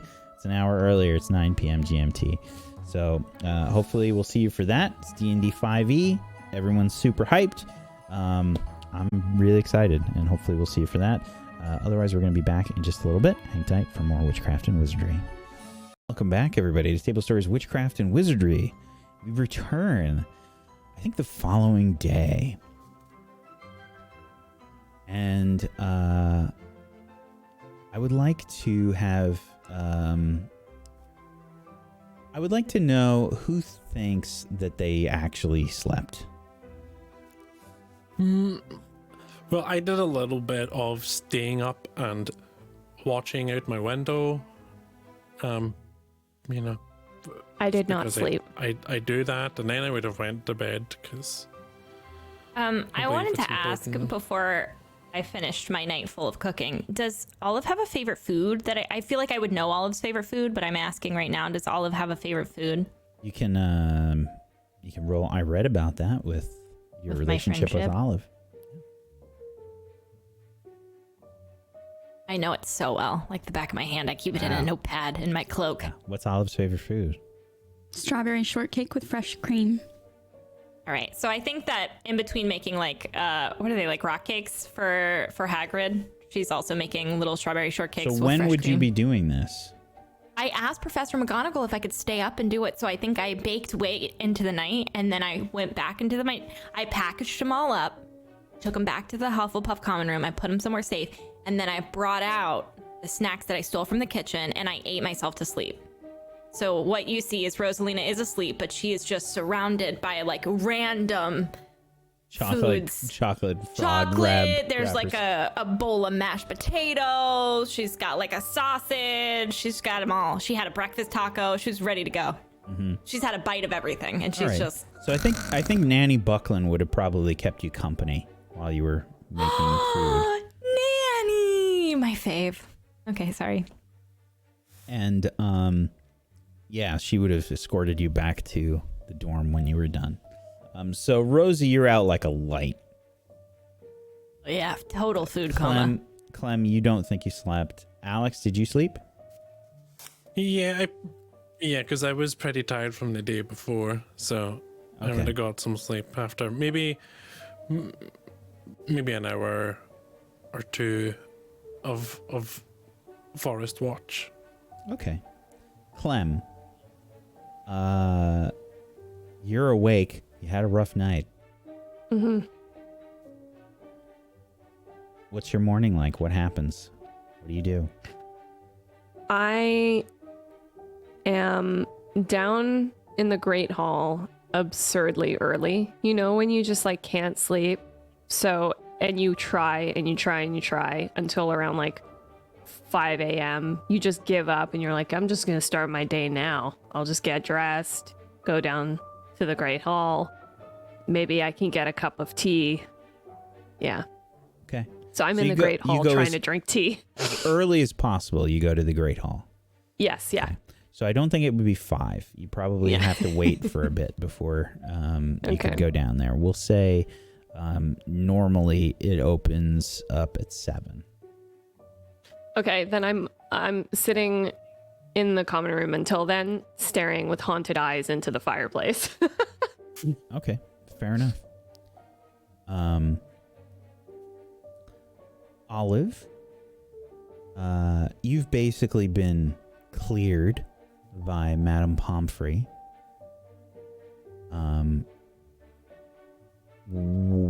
How would you be starting your day? Where would you be going from the hospital wing? Olive would be going straight to the Gryffindor Tower. Okay. So I think that's what we see. Clem is in the common room staring at a wall. You walk in. Oh my god, Clem. Do you still have that the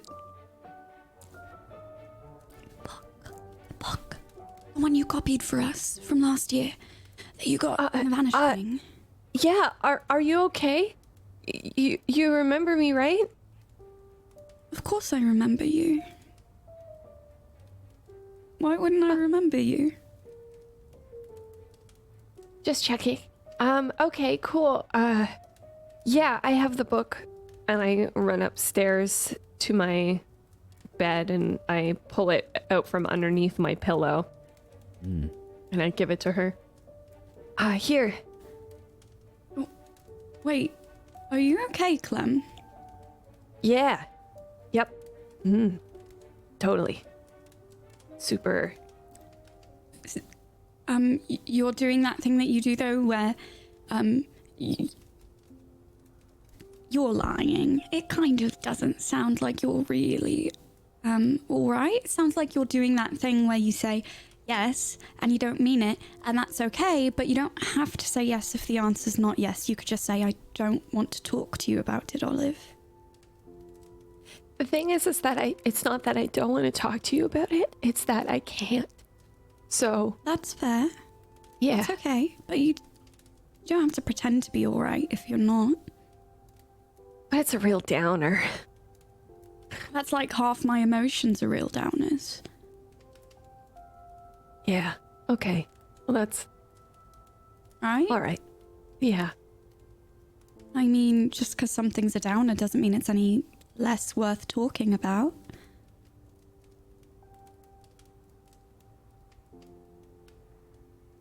You ever just have something that's like so worth talking about, but you still can't?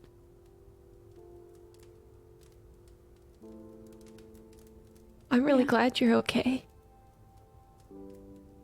I just got a bump on my head. It's kind of gross, and if you push it, it hurts. Maybe you shouldn't push it then. Yeah, I should probably stop. I don't think it's gross. I've seen much grosser things. Did you know in magical mishaps that you could get dragon scale eyeballs? Wait, like literally, like Dragon the scales surface. on the surface of your eyeball. How do you see? I don't think you do. That's disgusting. That's disgusting. I know, it's so good. Okay, so, setting aside gross, icky eyeball things, Yeah. I think this book might be the key to unraveling the mystery of what's been going on lately. And I don't know if it's going to work. I have an idea of something I'd like to try. Can I have the book? Yeah. Yeah. All right. Olive is going to take the book from Clem and point her wand so it's touching, I guess, just the first page when she opens it up. And she's going to cast a spell. Okay.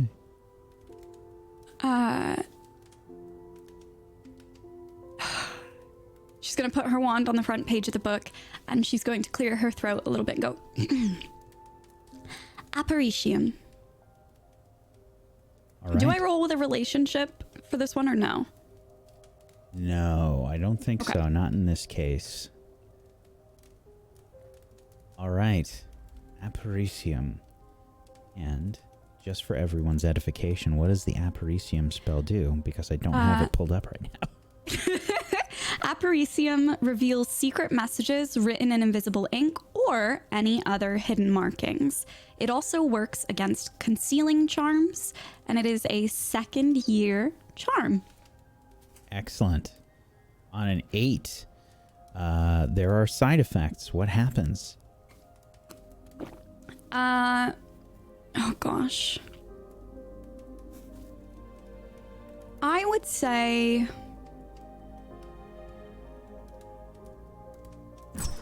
I would say someone or something is alerted to the casting of the spell. And, God, I'm so sorry, Clem. I'm so sorry. One of the other players takes a condition from a partial misfire. Okay. I'm so sorry. I'm so sorry. What do you think happens? We'll take. I think so. This is a spell that is in Olive's spell bank, and so narratively, like I think she's pretty decent at it. I think she's excited, and like the spell itself is working, but in her enthusiasm to show off to Clem that she knows what she's doing, and this is a spell that she's confident in, I think she says it way more loudly than she intends to. And she does it a lot more forcibly than she intends to.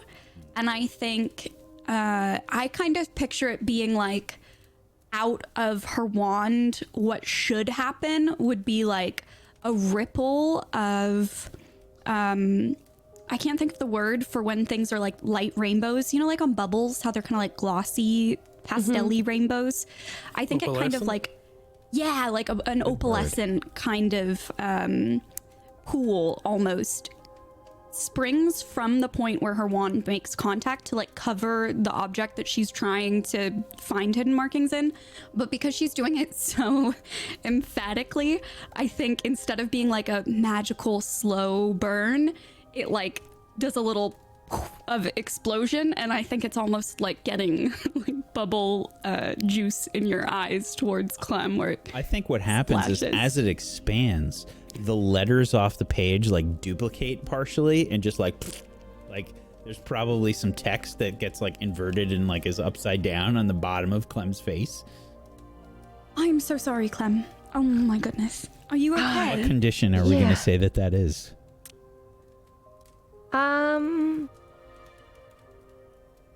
I mean, I honestly am really tired, so I could say exhausted would work. But I think injured. We're gonna say that you have exhausted anyway because you stayed up all night. Okay, That's so a then freebie. I'll take injured then. Okay. Oh, Clem, I'm so sorry. Are you all right? Oh yeah, I'm fine. What did you find out in the book? As you cast the spell, you can see that chicken scratch sort of notes are written all in the margins of the book. They become illuminated and slightly ethereal looking on the page. I don't know, but I think we have a lot of reading to do. And Olive's going to immediately, oh my gosh, I'm so excited. Immediately, I guess, I don't know if this would be a notice something in terms of what does it look like, but she literally wants to like go through and read all of the. This is a lot of stuff. These look like, I'll tell you just a first glance, they look like class notes inside this Dark Creatures book. And it's going to take a very long time to read. I'm going to post up on one of, I imagine that there's a bunch of different armchairs and like little couches and stuff in the Gryffindor common room. And Olive's going to find one that could like fit her and Clem. And she's going to sit down and just like pat the spot next to her. And she's going to plop the book down and just be like, we better get started. Wait. If we're gonna read it, I might as well write it down as we go. Maybe we should wait until we find something that looks suspicious. If he was just writing class notes in the margins, it will take a long time to transcribe, right? Actually, I'm sorry, let me just rephrase. I said chicken scratch before. It would actually be, I would imagine it would be fairly neat writing. Okay. Sorry. Okay. I mean, if you're sure up to it, is that Yay. a lot of work? I can do it on my own. You're right. And I just like sit down next to her and let's go. let's have a note-taking system. You read the left page, I read the right page, and if we see something suspicious, we call it out to each other, and then you can write it down, and we can color code it depending on how interesting it is. Okay, cool. I got pretty fast at writing stuff from this book, so should be good. Okay. So, you're going to sit down and read and just try and look for anything strange? Yeah. Anything... Yeah. Okay. Somebody can make an investigate roll, and you can use your relationship with each other. I will say that you're gonna have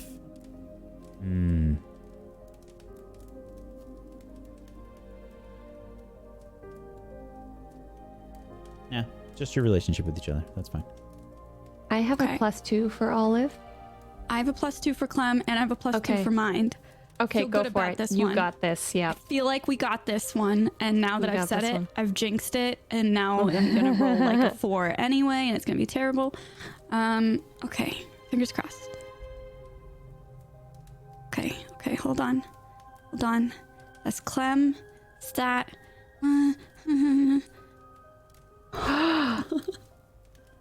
Okay.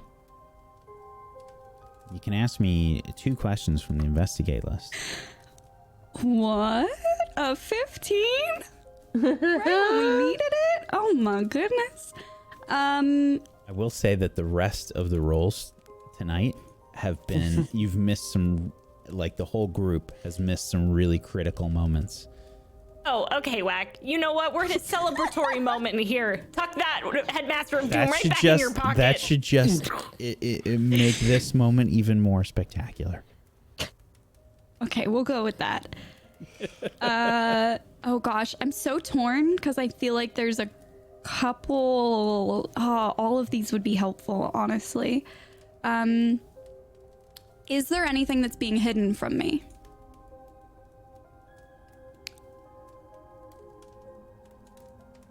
And I think, to elaborate, Olive is scanning it, looking to see if maybe the notes are written in like a type of code where maybe she's not picking up on the meaning of the text. I think that yes, there is something being hidden from you. This is not one person's notes. This looks like this book was given to this is multiple different handwritings that you can tell throughout the the life of this book. Okay. And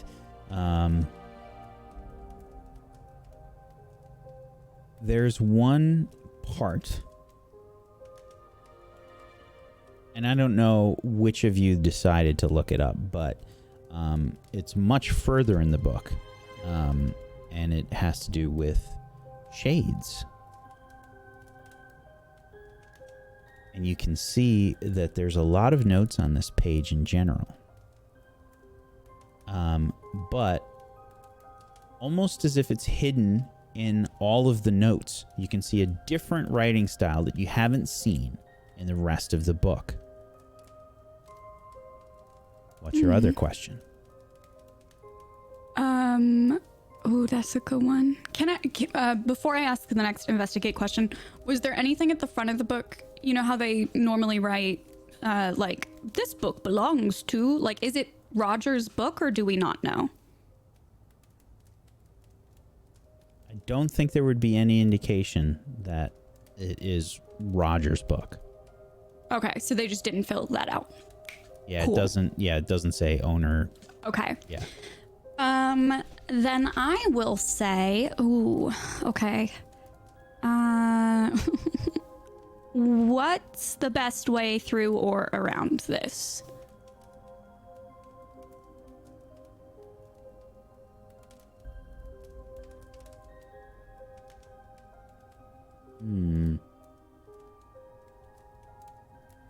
Through what? Through the, like, literally parsing through the text. Like, what's the best way to tackle understanding what we're seeing here? Is there... I think it's straight up like a kind of taking notes and trying to understand. I mean, the general impression that you're getting as you've read through this is that these are notes, class notes. Like some are silly, some are serious. You know, like noticed that the professor didn't seem to like these creatures very much. Those kinds of things. Okay. And then this particular bit on shades catches your attention because you haven't seen this text before, this handwriting before. You can say that the handwriting that was most prevalent through the book was sort of like a neat calligraphy, someone that was very practiced in their penmanship. And then this is sort of like that chicken scratch kind of look to it. Smaller letters, almost hard to read. And it specifically says, in this section of the book on shades, it says, in this text, breaking the bond between a shade and its haunting. Question mark. Live forever? Question mark.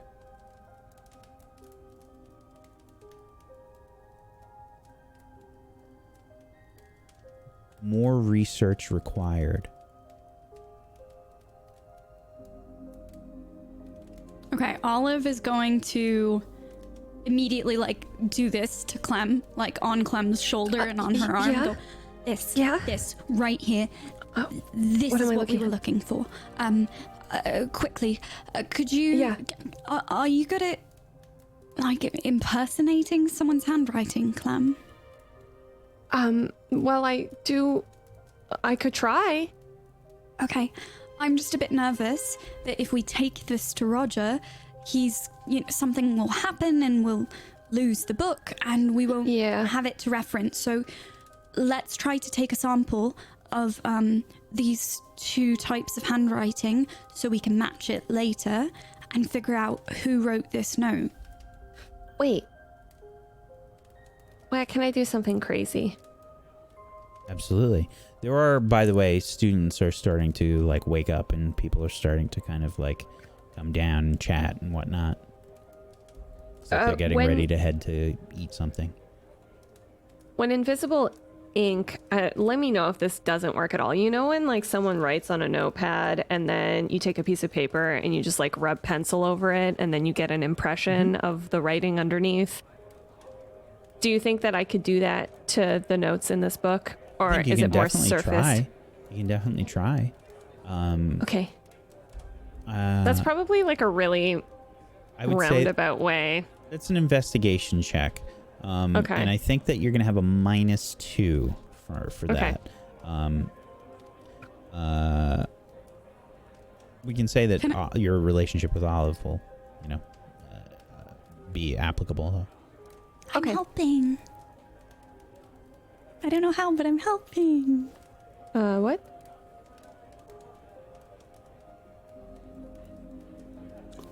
Okay, an 11.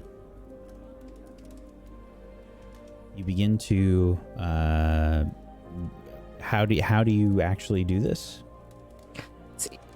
I would just take a piece of empty paper, a sheet of raw paper, and then just with a pencil kind of create a light sketch over top in order to... Am I thinking of this totally incorrectly? No, you're doing it right. That's something that people do, right? Yeah. Yeah, you're good. Definitely the nighttime detective, at least. Your Thank favorite you. book series. Yeah. Yeah, so I do that then. Okay. You can I don't think we're going to do questions here because when you do kind of try to see if there's anything hidden there, I don't think you would. Primarily because it is the book has been compressed, for so long where you found it. Mm-hmm. Any sort of evidence like that, I think, would be just sort of aged out or compressed out. I think you really wouldn't be able to get anything in particular. Okay. Unfortunately, beyond what you can see, Okay. The important thing, Clem, is we can't let David know that we have this book under any circumstance. Roger said that David's been trying to help him find it, and I don't know what his intentions are. It's not like Roger's great at explaining those kinds of things. I don't know if David's actually helping him or just manipulating him. So either way, no one outside of SWOFF should know. Okay. Oh, Olive! Right? Olive! Lily says, "Are you feeling better?" A bit, thanks, Lily. I have this bump on my head, though. It's quite gross, and I've been told not to touch it, and I did learn. Thank you, Clem. And sometime I'll have to tell you all about what was happening when I got hurt, because I did a successful Accio charm, and I called Maisie's extendable ears all the way from across campus. Wow. They were in Gryffindor Tower. That's brilliant. And I saw something, and I was like, wow, it sure would be great if I could hear what they were saying over there, but I couldn't. And then I remembered, and it worked. It was really cool until I got thrown into a stone wall and blacked out. I'm sorry woke up if in the I hospital interrupted. I was just so happy to see you. No, it's all right, Lily. It's good to see you. Should we all go to breakfast together? That'd be lovely. Yeah, I just have to get something at my bed, and I will be right back down. So if you guys can wait. All right. And I All right. take the book and all the stuff that we were looking at, and I run it up to my bed and like shove it underneath the mattress, and then scurry back down. Okay, cool. I'm ready. All right, let's go. And you head down to the Great Hall. So, Alex and Rosie, go ahead and roll me d6s. I was gonna say, Whack, I just don't think Rosie would miss breakfast. You do have a relationship with food, is that right? I do! I have a +1 with food! I forgot! I have proficiency in hair and a +1 in food. So that's a 4, then, we'll say, on that roll.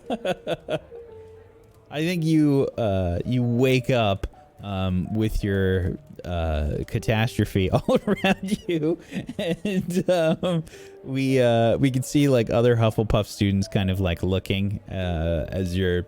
Are you just like in the common room asleep, like on the floor with snacks everywhere? Yeah, like I think that I fell asleep on the couch in front of the fire. Like I shoved my stuff under the bed to hide like all my cakes and things, and I went back and I was like, I'll just stay up. I'll just wait up all night. And I'm so excited to give everybody their treats, and it's gonna heal everyone with my magical cooking. And then I was like, and I'll just have a snack or 2 or 3. And so Bucket is probably somewhere. Bucket is literally like she's stuck like I think probably you could see Bucket's like butt kind of like wiggling in the couch cushions. You see like half of her is like stuck in the dent in the couch cushion. Little feet are just like Hey Bucket, did you lose something shiny under there? What are you looking for down there? Let's just go down. Bucket. I'm just gonna grab Bucket by their wiggly butt and pull him out of the couch. Yeah, she like pulls out, and you can see that she's got like a knut in hand, and she's quickly shoving it into the pocket. I'm shaking Bucket gently to see if she'll jingling drop the it. whole time. as soon as you shake jingling. Okay, I flip her over. Bucket, what? How did you even know? Can you smell the shiny? Can you Bucket's smell like shiny? holding the coins into her pouch. Okay, I mean, you can have it. I'm not gonna take it. I don't know what you're gonna spend that money on, but it's a social construct money, first of all. It's not even real, but if the shine brings you joy, then you're more than welcome to it. You want to go back to your little hole now? I feel like Bucket is like scammering to hide the goods back in their little hidey hole in our common room. Yeah. Okay, but bye, Bucket. Have a good day, I guess. I think Rosie's probably trying to gather all of her food trash before everybody notices that she has probably once again fallen asleep with all of her snacks on the couch. Nothing to see. I'm just gonna take this. Nothing. Good morning. And then she just dumps it. And I think because they're gonna go to breakfast, I think she will take. You know what? I think she'll stuff some of each of their favorite treats that she baked last night in different pockets so that she has them in case she runs into any of them. But she's not going to carry the cases around. I think she thinks that she looks crazy enough normally, so. Okay, fair enough. Yeah, so you can see that the I can't remember if you witnessed the first year student that had run up to Maisie and sort of been like a fanboying to Maisie or not. But Eric Rollins, the first year, probably like looks at you on the couch like a little bit wide-eyed and then like quickly looks away and Good morning. he'd probably like good morning. Rushes over. Good morning. Rushes over to the hatch. Oh, have a good day. You just hear, you too. A smell. I'll take a shower after breakfast. And Rosie's gonna, after with her pockets ripely stuffed with homemade treats, head down to breakfast, I think. No new clothes though. Same clothes as last night. Okay. You head on to the Great Hall, and I think you can see that Clem and Olive and Lily are already sitting down at the Great Hall at the table. I think Rosie at this point is booking it. Floppy, heavy cloak flapping in the wind. Olive! Oh my gosh. Don't hug too tight. I have your favorite cake in my pocket and I don't want you to smush it. But I miss you. I'm so glad you're awake. Do you remember me? Why does everyone keep asking if I remember them? Doesn't Yes, of course remember I anyone, remember and you disappeared, and I was like, maybe she's a mole man now. Wait. I'm sorry, what? Oh. You didn't tell her, Clem. Sorry. Yeah, sorry. We found Hagrid, and he doesn't have any memory of anyone or anything anymore. And he crawled out of the ground like a little mole. I saw him in the hospital wing with me, but he was asleep, so he doesn't remember. He remembers, but he only remembers like way long ago, back when Harry Stonker was like a kid or something. I don't even know who He that was is. oblivious. Obliviated. Yeah, you know, Harry Stonker. Yeah. Lily, don't you know who I'm talking about? Isn't he your dad? Harry Stonker? Wait, you think Lily's last name is Stonker? That's You think her name is rubbish. Lily Stonker? What's wrong with the last name Stonker? Potter, my name is Potter. You don't remember my last name? I don't even know my She's own in last SWOFF, name, Lily. Rosalina. I don't know anyone's last name. What's my last name? Okay, Olive Earth Loud. Olive Earth Loud. Your last name is Earth Cloud. That's yours. You're Oh. just What's changing mine? yours slightly. Hold on, Clem what's mine? Clementine. That's my first name. That's my full first name. Okay, Wait. Clementine. Wait, I'm gonna get it, okay? I didn't get a lot of sleep. Clementine. Are we sure Luce that Rosie didn't hit her Flander. head? Luce Flander. You're right. That's it, actually. You got it. Good job. Flander. See, that one was easy. You're telling me we've gone to school together for more than a year now, And you thought Clem's name was first name Clem, middle name In, last name Tyne? It's a beautiful name. I can't fault her. It sounds very cool if it were like that. Miss Tyne? Miss Tyne would be interesting. Just the future. It's like twine. Alex Goose and Andrews. Barney. Alex and Barney walk in.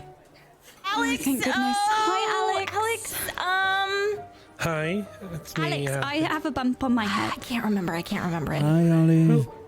We can remember Hi, Barney. what. Good morning. Alex said you Rosie. were really hurt. You all right?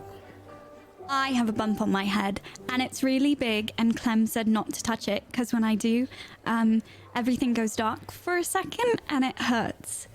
Good yeah, job, maybe you Clem. shouldn't touch that one. Alexander Lipskin. Did I Rosie get it? can't remember anyone's last name. I think the part thought of this was Rosie's in- brain that kept people's last names was obliviated. I No, come don't on. think it. Who needs last names? It's like such a weird thing. It's like But think money about your and last name. time. Think about your last name. You like it, right? My parents made it up. It's fake. It's not even real. Okay. They had last names, and then they got married, and they made up a whole new last name. And you can't tell me that last names mean anything whatsoever. They're like ID tags for the government. I mean, they mean something to me. I'm the last goosander of my you know family. what? Listen. Oh. It's very dramatic and awkward. I realize that now, but I'm gonna write it on my hand so I it's don't all forget. Okay, Clem. I'm really sorry, Goosander. Yeah, mine's Pepin. Pippin. Okay, I Yeah. got him. People used to Goosander. call me Pep, but no one does anymore. Pip's a cute nickname. Pippin. So wait, you're telling me your dad's name isn't Harry Stonker? No, it's not. It's Potter. Yeah, like Potter. someone who potters Stonks. around. Stonkers. It's, think it's mixed Stonkers, Potter. Wait, what's a stonker? Something What? Rosie That's- made up. No, that's it it's something means, like, that stonks. it's a Okay, really so good. What's a it's stonk? it's a well, we strong. use that word Strong. in no stonkers. It's like if you said something stonking, it means it's really good. Yeah, Harry Stonker. No. That's No, I yeah, don't but think all, that's- like Rosie, but also you could say like something that's really big, like so the bump on Olive's head. Yeah. You could say that's a Stonkin'. stonker. Yeah, it's a big stonker on your noodle. Big ol' I don't stonker. like that. Stonk. Wait, No, hold on. I no. got everybody else's. All of your last name's not ever loud? No. And I'm not telling you. And you're just going to have to remember it on your own. Or wait until we go to class and You know all what? of the Wait, hold on. professors. You know what? I got just the thing.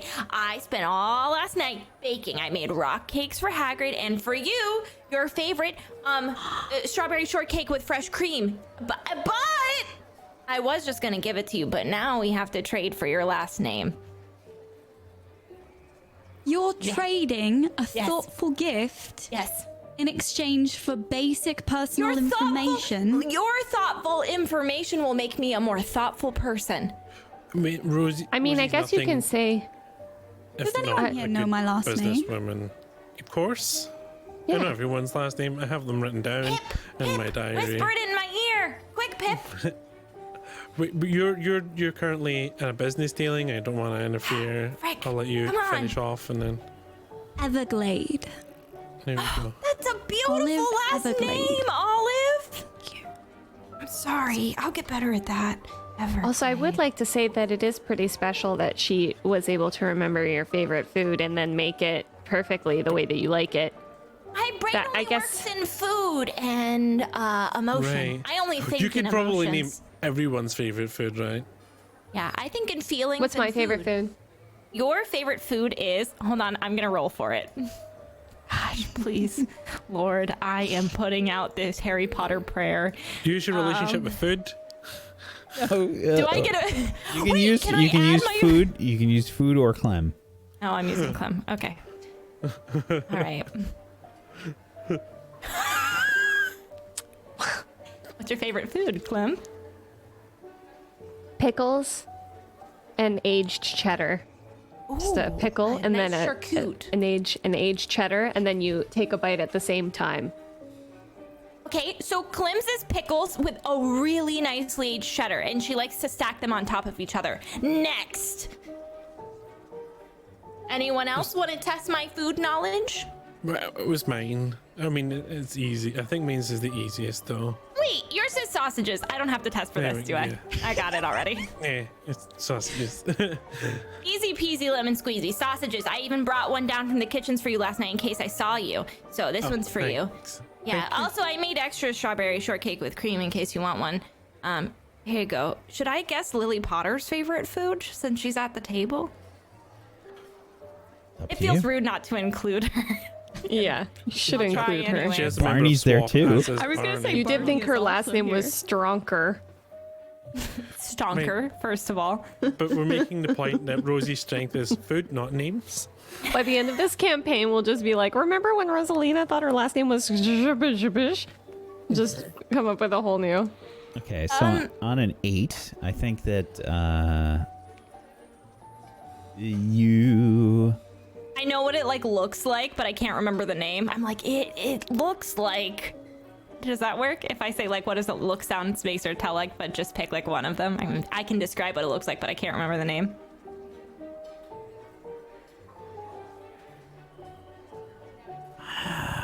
I want to hear what you guys think it is. For Lily, favorite food? I'm thinking maybe... I feel like it's sweet. I feel like she has Yeah. a sweet tooth. I feel like she's a... Yeah. Treacle tart. Ooh. Going with Harry's. I think cute. They're positive associations Yeah. maybe she had from being a kid and sharing it with him or something. Oh, cute. Yeah. My favorite cookie is my adorable. dad's favorite cookie, so that makes a lot of sense. Okay. Okay. It's what's a treacle tart look like? It's like a tart, and then treacle is dark. Okay, it's okay, I can't remember what it's called. We don't have them in America. It's like a little cookie, like a tart, and then it has molasses-ish stuff on top. And it sounds like tentacle turnip Tobias. Treacle tart. That's close enough. I was pretty close, right? Yeah. Okay, good. Hey Whack, do I have a relationship with Barney? Because I don't know if I've ever had to roll with it, but I know that we have a friendship. I don't think you do. Wow, You never did anything with Barney. That's not true. He taught me how to write, and we talked once or twice this whole 2 years I've been here. All right, I'm gonna try anyways. Okay. Hey, and Barney's, I feel like it has to be a really strong flavor. I feel like Barney has a secret, you know what I mean? Some spicy maybe. Alex, he's your very good friend. What do Yeah, you Alex, think? what's his favorite food? I think Barney's has quite a refined palate. You're probably quite surprised that he likes... he's bougie. Yeah, he likes fancier stuff. So he's probably... Maybe he likes, I think, roast duck or something. Ooh.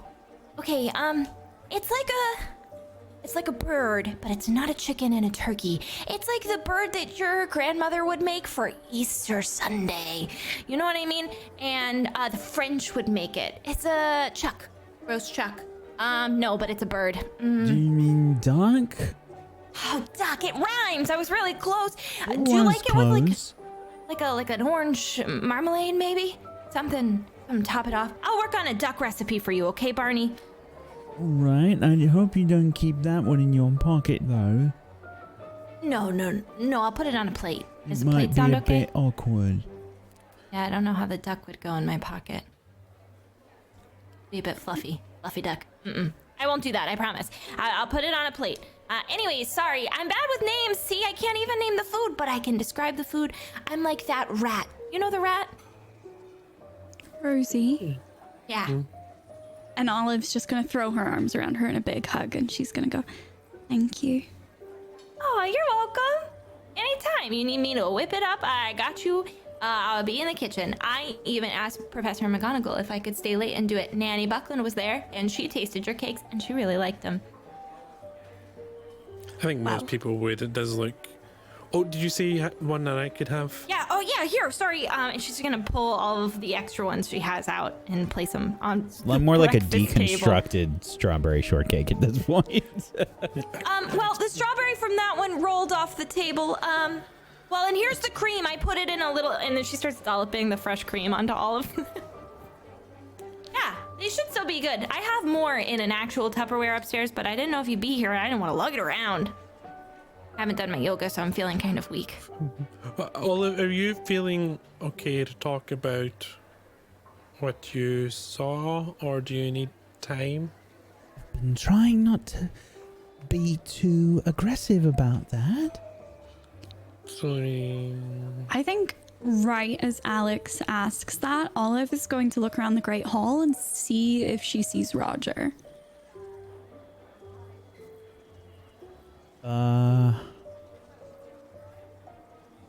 No, but you can notice something.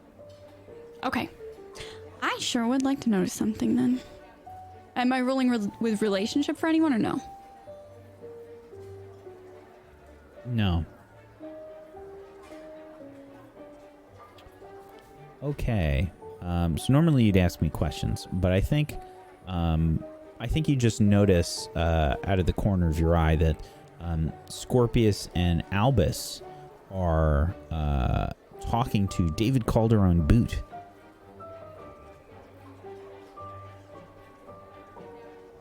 Olive, are you okay? What? I would drop an elbow on him like a wrestler. Sorry. No, it's fine.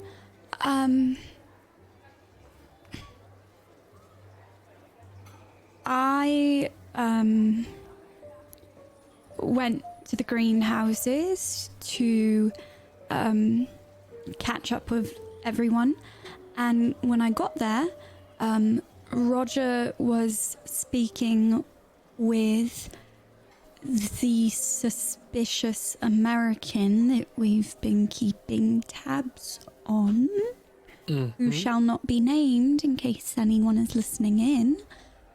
And I couldn't get close enough to hear what they were saying, so I used Accio and I summoned Maisie's extendable ear, and I got it over to them, and I got to listen to what they were saying from afar. You summoned it from the greenhouses? It flew all the way from the tower. Wow, that's cool. Hey, wait, I know, I found right? it. I have your ears in my pocket. Oh! Hi, here you go. I knew it was yours because I found one of your hairs on it, and I have one of your hairs in my pocket, so I was able to deduce that it was yours. Maybe we should try to use it now. For Why? The hair? And Olive's gonna kind of do like, she's like trying to like wink and make like kind of Anyone faces. touch Olive on the head, her face is malfunctioning. No, not injury related. Nobody look. Everyone pretend like I just told a funny joke and we're not talking about anything out of the ordinary. We're just normal students laughing.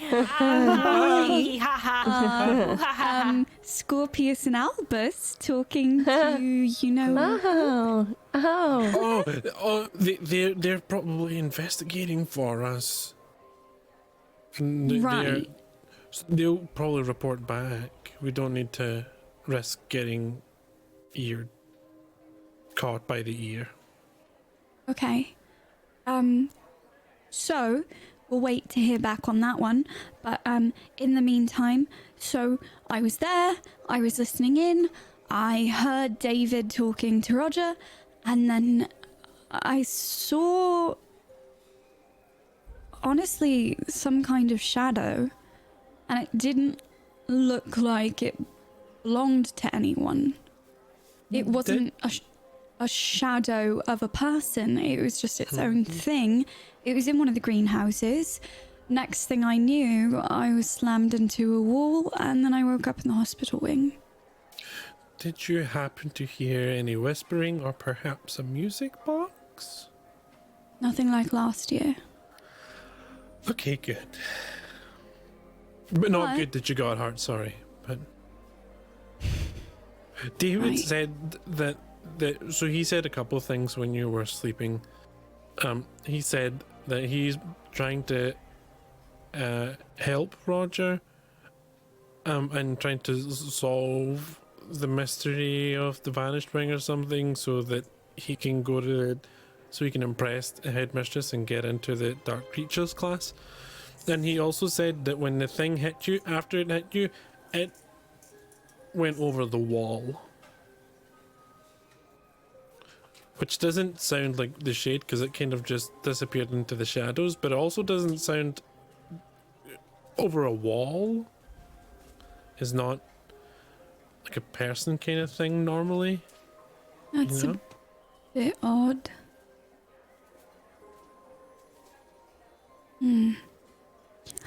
I don't know, but I do know that we need to find Roger as soon as possible.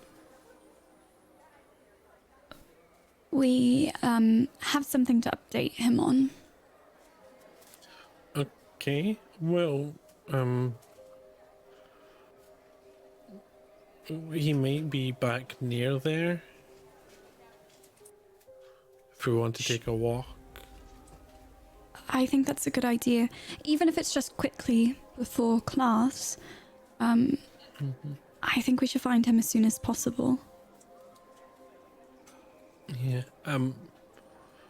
Yeah. Okay. I have herbology second anyway, so I can keep an eye out then and see if I spot him, and I can maybe chat with him before lunch if I see him.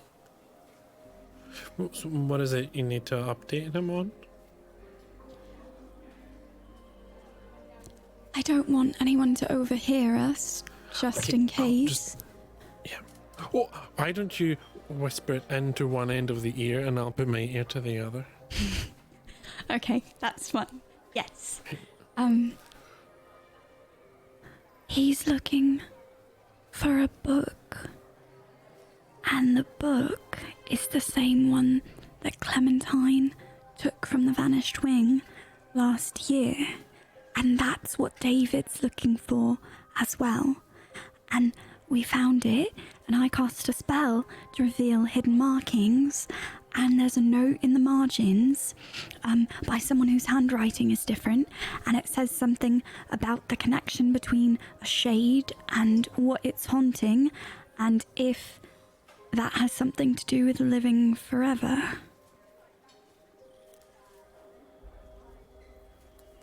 Swamp. Okay. Isn't the shade? Was the shade haunting? Cause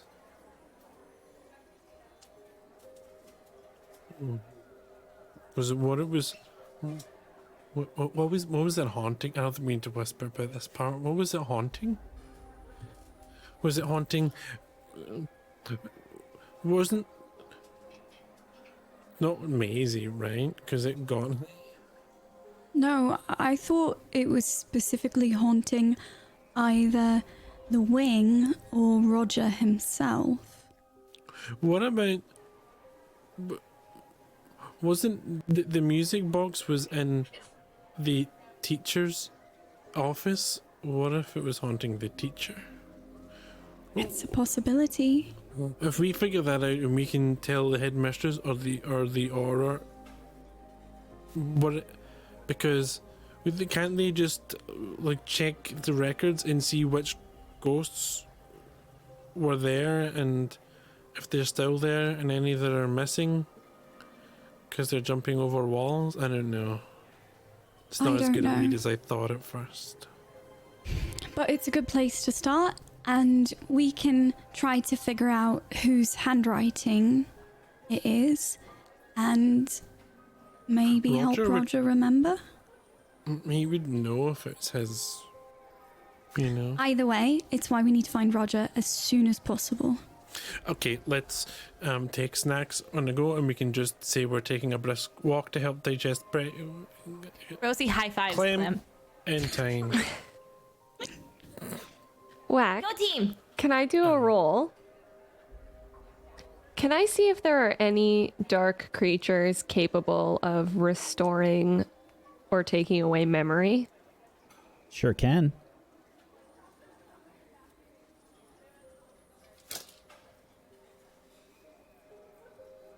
And I read about that.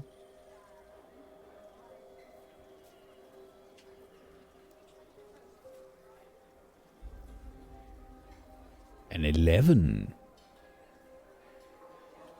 There are definitely dark creatures that can take away a memory. Can I recall which ones they are? Well, yes. Can I? You can. But I think you're starting to like go through the process of like reading each page in your head of like the books, because it's starting to like make some sense to you. And this is just me stalling for time while I pull up my doc. Yeah, okay. I'm going through the Rolodex because I've written this book out five times now. Mm-hmm. So I probably, maybe I wasn't fully there the last couple of times. It was more like mechanical, but I definitely feel like I would still have some of that memory there. Did we bring the book with us, Olive? No, I left it upstairs. I left it under my mattress because Olive it would doesn't know that though. Mm-hmm. Yeah.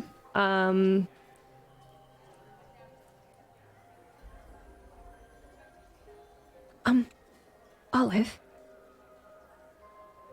I have to go back to the common room because I left. And I have an idea. I have a pretty cool idea. So, if you guys are gonna go there, I'm just gonna quickly run back to the common room and look it up. If you shouldn't go alone. We should always go with you. team up. Yeah. Are you sure? But you were gonna do the other thing. After Okay. Me and Rose, I can do it, and Rosie can make break. Pip. We can I make like it. breakfast? What? Are you saying about breakfast? It's fine. Me Uh, and Barney Clem can and I go are check going- the greenhouses.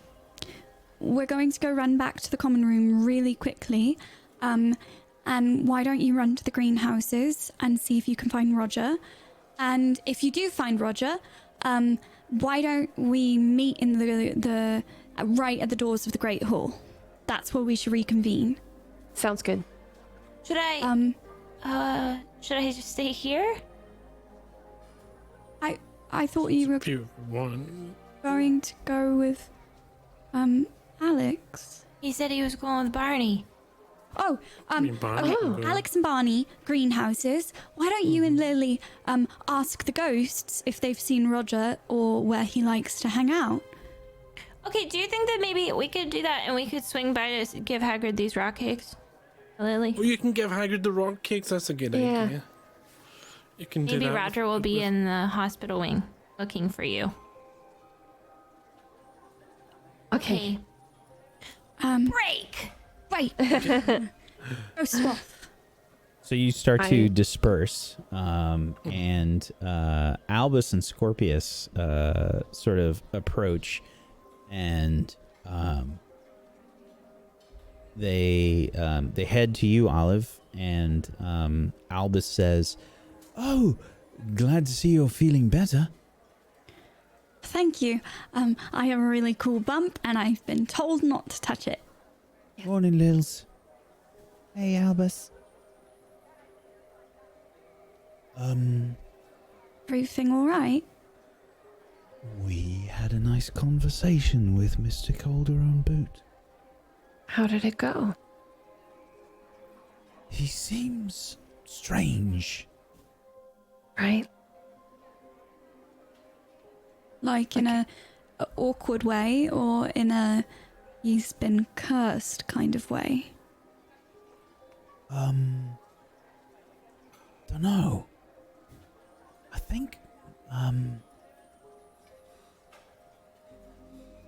think something's up with him. I think you're right. Really? Well, I think something is strange about him for sure. Regardless, we made the potions for you. Thank you. Don't worry about the cost. You can make it up to us. Right. I could also just pay you, though, if that's an actual, literal exchange of money. No, that's all right. Don't worry about it for now. Okay, that's fine. And he hands you sort of two small bottles of a silvery sort of substance. Olive's gonna pocket one and she's gonna hand the other one to Clem and she's gonna go, we should split these up just in case something happens. Very So- bubbly. What is it? I'll fill you in on the way to the common room. Okay, sounds good. For now, thank you so much, Albus and Scorpius. That's how I got the bump on my head last night. David was there. He was there. He was there. He was there. What happened? It looked like he was, I don't know, creeping on Roger. And What so does that even mean? he was intimidating him. He was questioning him. He was pressuring him for information. The ghost. And the ghost, yes. And I tried to listen in. And then the next thing I knew, I got thrown into a stone wall and almost cracked my head open. You what? I know. And then I woke This up in the happened hospital last wing. night? Yes. I feel like we're always the last to know everything. You're like the fourth person I told today. You rank way higher than other people. Won't hear any of that nonsense. Right? Scorpius, she was just hurt. No, it's fine.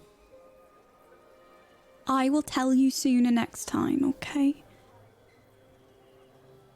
Fine. So, we'll keep an eye out if he does anything else strange. Noted. Just be careful when you use those potions. And well, like we said, they don't last very long. They work best in the dark. All right. We'll catch up with you later. We're just going to follow up on another lead, right, Clem? Yes. Glad to see you're doing better, Olive. Thank you for checking on me and only checking on the bump on my head. That was what we were talking about. All right, we'll talk to you later. Bye. Right, bye. We'll see you later. Good job. They walk off. Okay, let's go. I start running. I mean, running. Maybe running is against the rules in the hall, right? Is that a thing? I'm walking briskly at a brisk pace. All right. Clem Power walks off. I'm doing the full hip shimmy. To keep up. All right. So just to be clear, Clem and Olive are doing that. Rosie and Alex, what was the plan for you two? I am not with anyone. I'm with Lily, and we're going to give him tea cakes. You're going to give Hagrid tea cakes? Yeah, The Hagrid rock is rock cakes? cakes. Yeah, Rock sorry, cakes. the rock cakes Okay. I made last night. Yeah. Okay. Me And and Alex, Barney you are and gonna Barney? check. Yeah. You and Barney are going where? Greenhouses to see if Roger's around. All right. The group disperses, and that's a good place for us to end the session today.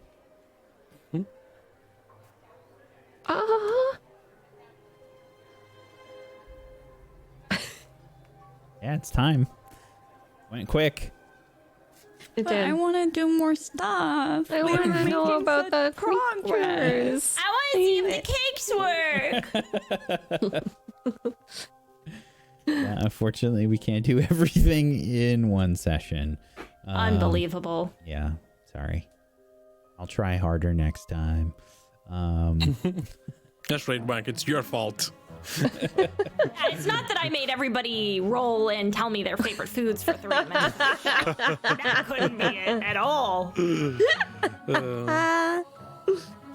So, we have some end of session stuff that we do in the system. If you're curious about it and you'd like to know more, you can head on over to tablestory.tv/WAW. You can download the system for free. It's also a great place for you to go follow all of these wonderful people because follows are free.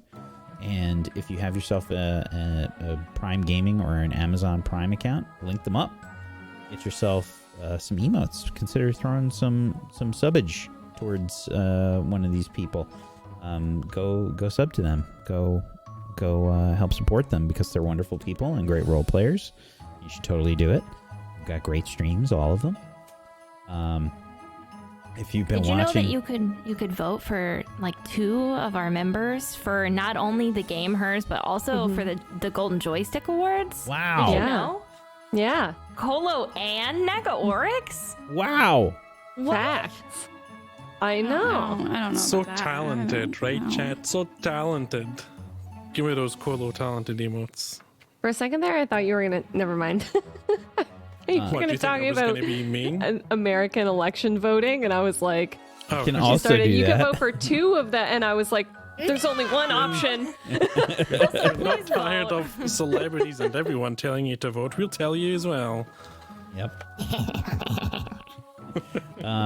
Also, in case anyone didn't know, Myrtle's hit a pretty big goal on her stream, and she finally earned enough to get a.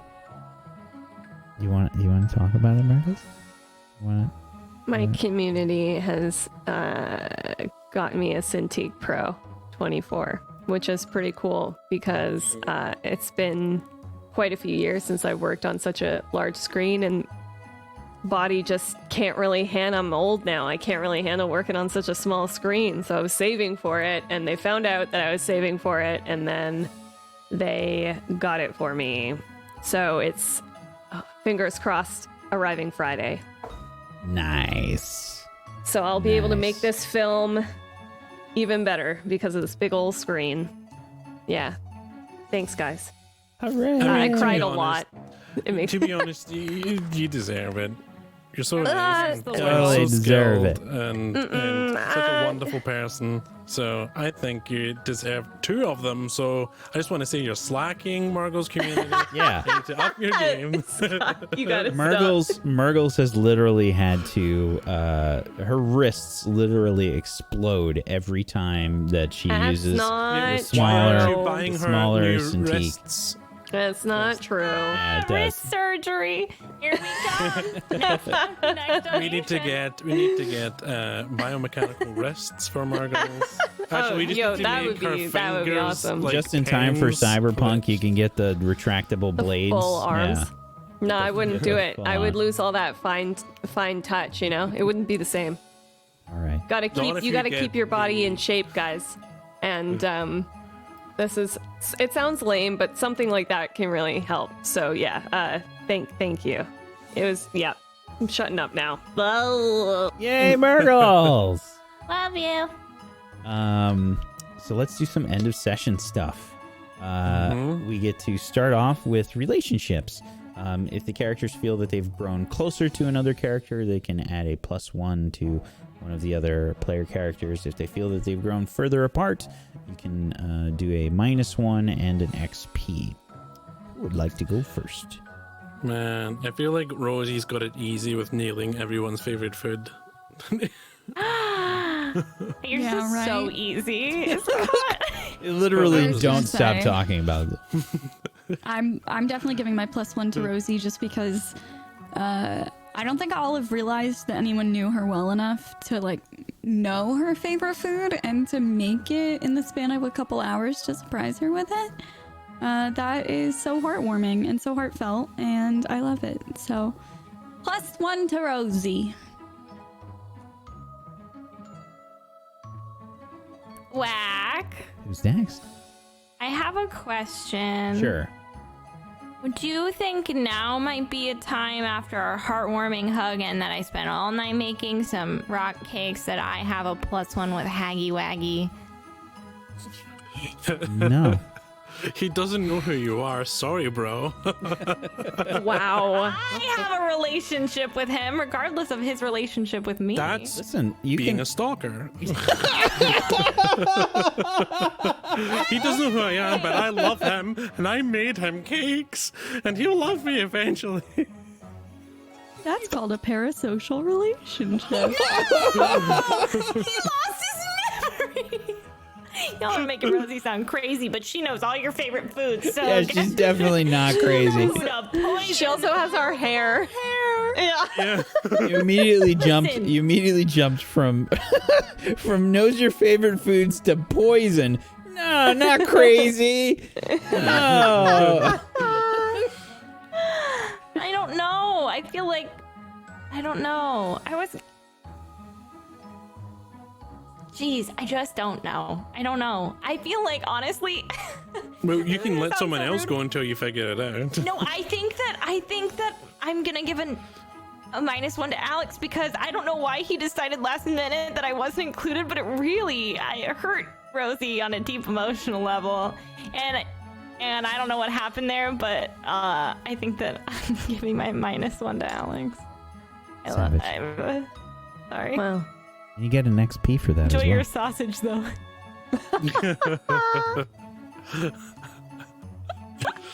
Who's next? I think I sensed like the Rosie felt left out. I don't know if it was enough to give a -1 though for her, and she did. Oh, you just gave me a +1 like 5 seconds ago. Are you retracting? No. Oh. No, I said it was easy for everyone else. Didn't say I was gonna do it. Okay. I don't know, because I don't really feel like with anyone else that I really did much significant, you know? Just give me the -1. It's okay. We had an awkward moment. You can. No, I you don't slap think it so, on me. because I feel like the positives was more than that. You know what I mean? Was more impactful than that for you, at least throughout. Like knowing my favorite food, like easy peasy, and it bringing me a sausage, obviously a special sausage, and then letting me have some strawberry shortcake and like calling me by my old Muggle days nickname. But then I messed it up. So I'm like, Clem, do you want to go while I think more? Sure, I can go. This is the worst because Olive gets my +1, but it sets us back to 0. But yeah, Good Olive gets my +1. Because wait, I'm gonna ask a question here, and Wack's gonna fire me for asking this question. Do we get an XP every time we hit 0 with someone? Yes. No. You hit an XP for +2 For getting or a -1. yeah, right? +2 or -2. Yeah, if you like overmax it, you get one, Mergs. Like Yeah, if you when hit you 2 and reset, then you you go get an over, XP. You that's reset if you to reset. 0. Yeah. Yeah, you So have yes, to give yourself yes, XP. yes is the answer. Well, good. That's good to know now. Olive gets my +1 for sitting on a large chair with me and our elbows touched. So We're married now. Sorry. and we like are investigating together, and Clem is just like, don't screw it up, don't screw it up, don't screw it up. So yeah.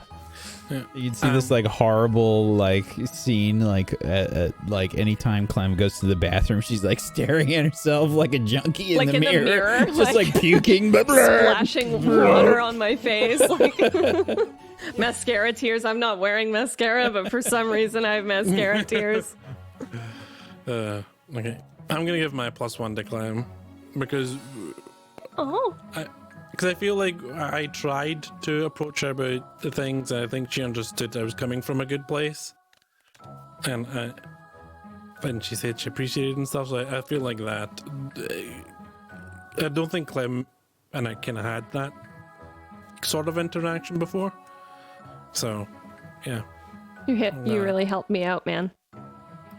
Well, I offered to, and you were like, "No, it's good." But then, like, we both understood that there wasn't bad feelings on either side. It's like, but we're just, yeah. So I liked that. It was good. Subtext. Yeah. Okay. Thank you. Now, let's do some class school rolls. Everybody roll plus your mind.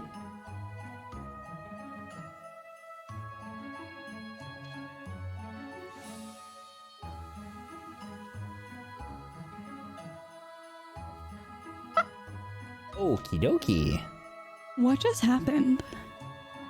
The look on Lexi's face when she rolled a 12 was the most magical, surprised face I've ever seen. I just had such a good day for roles and character development. I It was just feel so strong. wholesome. Like, you looked so delighted and so surprised. It was so cute. Did we just get the same Lillian Cornelia roll I again? feel like we do all the time, and it's freaking me out. You totally got a different one last week, by the way. Yeah, we definitely Twin did last mentality. week. I think you're just seeing what you want to see. Isn't that just life, Whack? Yes. Isn't yes. that just what life is? You got some. Twin-colored glasses Yeah. on. Whack. Yep. Jeez. Perspective is the only way that we see life and experience it, through the lens of a perspective that we choose. And it's Gonna have a to make a drink 3-point after this stream. perspective. Because All right. I'm gonna lay down after this stream. Okay. Olive gonna start things off with an 11 for the Gryffindors, which is gonna be 10 points. Wow, Gryffindor kind of doing pretty well here. Let's see. Clem rolls a 6. It's gonna be -5. And the last one for me is a 4. That's another -5. Sorry, Olive. I have reversed your stuff.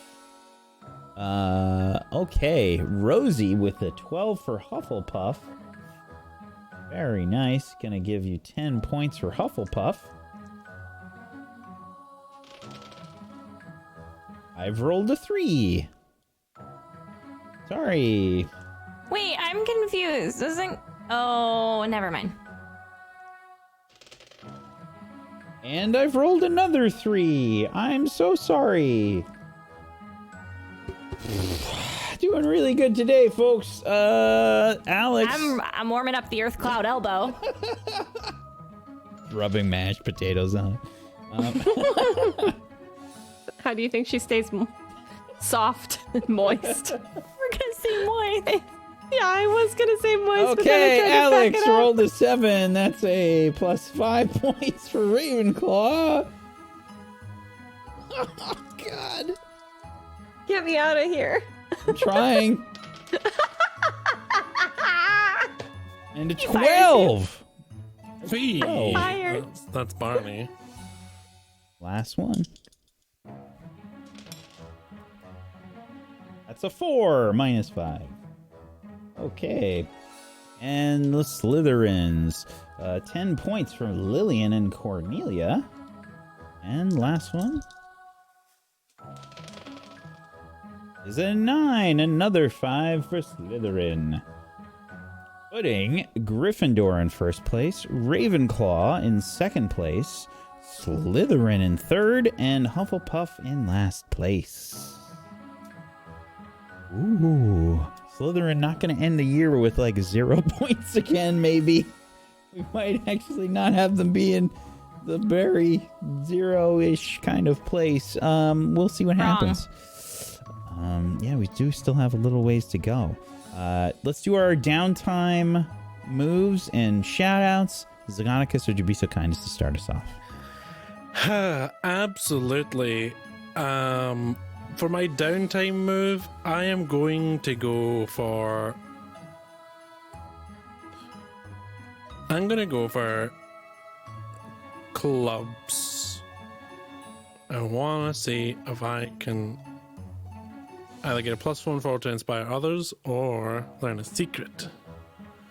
Because that's fun. That's a soul roll. And it goes like this.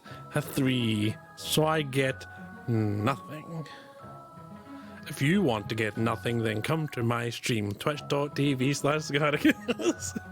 Oh, you can find me everywhere at Scoticus in all the places. I'm me, and that's all that I can promise.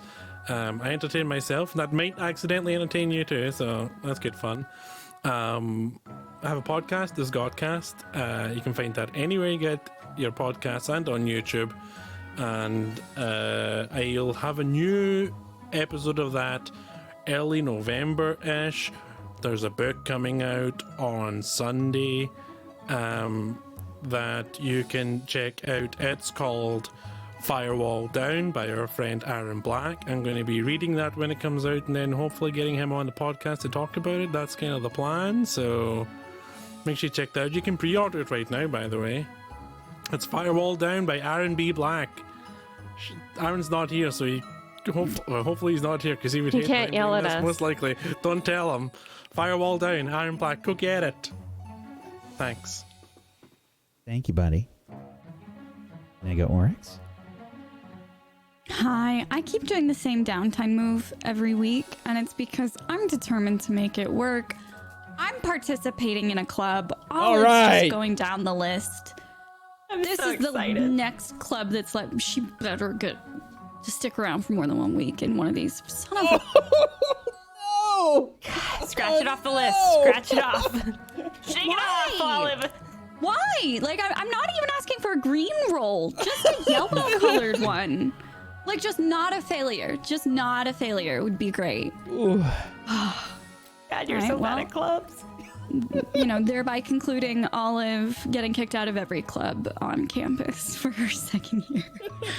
Hi, hello. That was painful. I feel like they're just really obscure clubs at this point, like really weird ones. Like they're just super bizarre. I think Olive got kicked out of the arithmancy club because she showed up not knowing what arithmancy was and spent the whole time just like making jokes about it. And I think they eventually kicked her out. maybe she thought it had something to do with wrists. Yeah, possibly. It's a distinct possibility.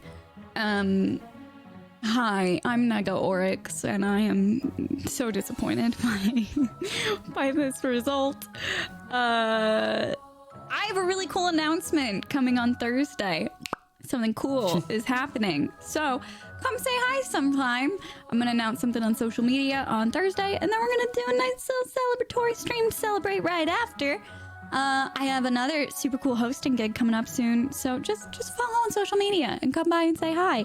I'm a host, I'm a voice actor, tabletop RPG player, and I'm on another show, on Saving Throw Show. We've taken a couple weeks off, but tonight is when we're coming back, and we're doing a one-shot where we're all little service robots in a post-apocalyptic world, kind of like WALL-E.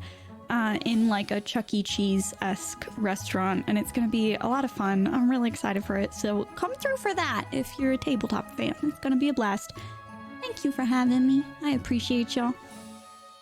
Thank you so much. Also, go vote for her. Go vote for go her. vote for her. Game Her Awards, and it was Games Radar?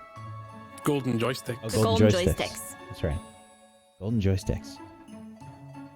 I'm not comfortable. Too bad! I'm just gonna hide. Don't vote. Don't vote. I'm gonna hide forever. Love you. Bye. Thank you. Murgle.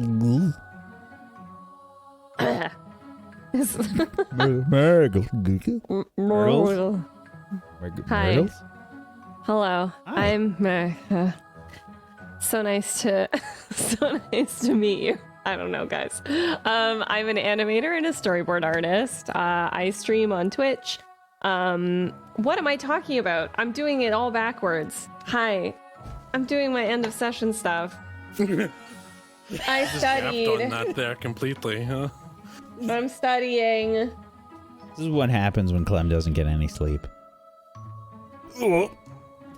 That My is what end of session happens when rolls. Clem doesn't get any sleep. Oh, I got an XP for still- stealing, yay. You still have text like on your face, by the way. Like that hasn't changed. Yeah, I know. I think I people know. probably just assume that you fell asleep like in a textbook. Cool. Right, hi. I'm an animator and a storyboard artist on Twitch. You can come watch me. I'm making an animated film from scratch. It's a very meaningful thing. And if you want to hang out with us, we're pretty chill. The other thing, too, is that, yes, my community did do a non-consensual community goal for me to get a Cintiq, and it arrives on Friday. And what I said that I would do if and when we got it was that I was going to do a 24-hour film, which is basically where you make a film in 24 hours. So we're going to be doing that. I'm probably going to split it up into 2 12-hour sessions, but I will be posting information and stuff on my Twitter, which you can also find as Murgles, so twitter.com/Murgles. So if you're interested in seeing basically what I'm doing right now, what I've been doing for the last 6 months, but done in 24 hours instead of taking 2 years, then you can come see that. Thank you so much. Oh, also go buy that book, by Aaron B. Black, called Firewall Down. I did the cover for it. So it's very exciting. It's pretty fantastic. It's a great cover. Thanks. That's really cool. Murgles is going to have a book cover on people's shelves. I know. It's a dream come true, frankly. You sound really enthused about it. No, it's true. Wait, Sounded like honestly, at this point, to you, and you don't know if it's a good thing or not. You're oh like, god I'm damn really it! No. Genuinely, I'm just trying not to just cry every 5 seconds, really, because life's insane right now. So I'm speaking all in one tone, but yeah, it's a pretty big dream come true. It was an absolute pleasure to do it. And so yeah, go read the book. Thank you, Murgles, and congratulations on your many accomplishments. Now we just need a cover for the Nighttime Detective and Demon Lord. Oh, you want those covers? You want those covers? I'll do them. I'll write the books, Whack. We need them. We The need them in our 24-hour lives. film can be postponed for now. Just We put need everything those on hold. covers. Yeah. Everything on hold. Your career, wait. Stop. Pause. We need... Luxie! Hi. I have decided that since Rosalina has been in the kitchen all night, that maybe she stayed a little longer and actually did some work in there, and so she's going to be working in the kitchens with Lottie or just with Nanny Buckland. She knows what she's doing now. She doesn't need Lottie there, so she's been 12. 12 gallons. What? What? I think you broke Zagonicus. What did I do? Blew a That's more microchip in money- his brain. That's more money than I have. Oh my gosh, really? I have 40, and now I have 53 galleons. I work all the time. I only work and try to study, and make potions now. That's it. I work every week. have 9. No, I work every week. I'm rich. I think me and Negs are pretty wealthy in this game. I mean, Rub it into the poor kid. Wait, hold on. Wow. I need to see how many I have. How many got? Oh, I've got a lot.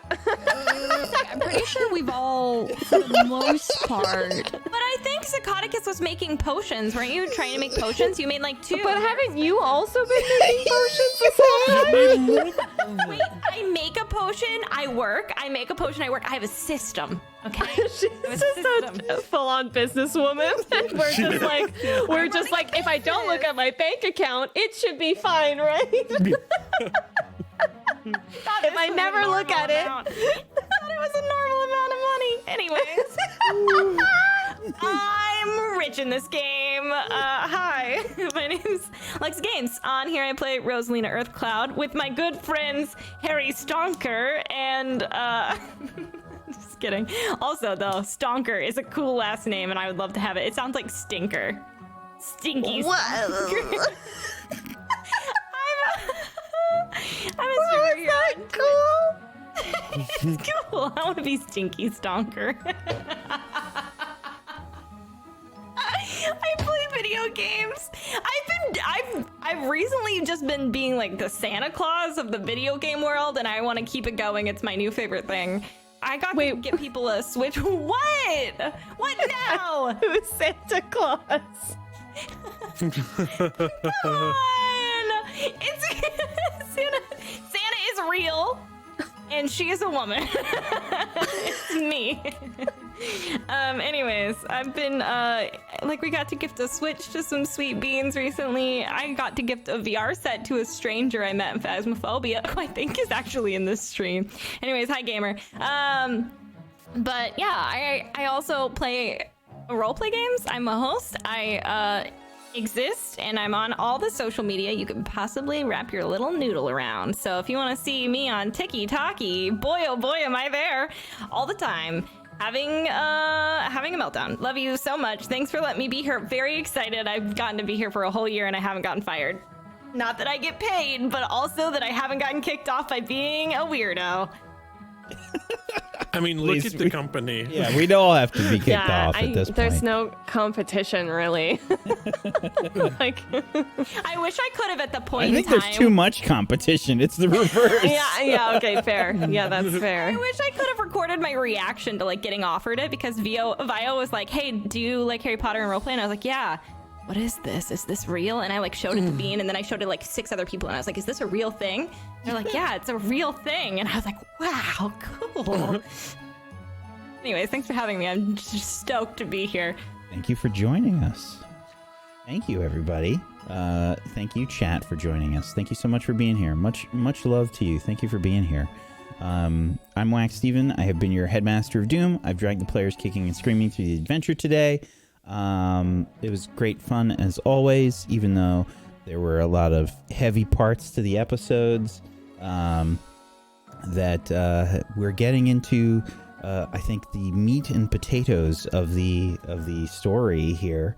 What will happen? We'll have to wait till next week to find out. And hopefully you'll catch Gone tomorrow. That's a show that PB runs. It's a wonderful surreal thriller. It's almost done. There's 2 more episodes left. 2 more episodes left of Gone. So hopefully we'll see you there for Gone tomorrow. Same time as this show normally is, just a half hour later.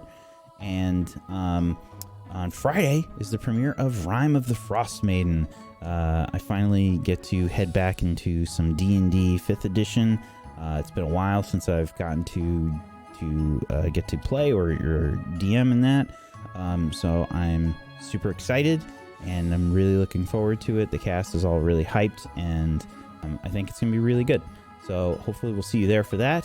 Thank you so much. Have a wonderful... I'm sorry, one last thing. Last episode of Leech this Saturday. Last episode. 4 p.m. That's right. Yeah, it's Holy the finale cow. It's the finale. of Leech. Yeah, so Halloween, everybody. 4 p.m. EST, thanks. It's a crazy Halloween with some full moon. Very emotional vampires that don't sparkle. Or do they? You'll have to find out. Alex definitely does. Not Alex, but Alex. And go watch the show. You'll catch it. Thank you, everybody, for watching. Have a wonderful rest of your Tuesday. Peace out. Bye-bye. Bye.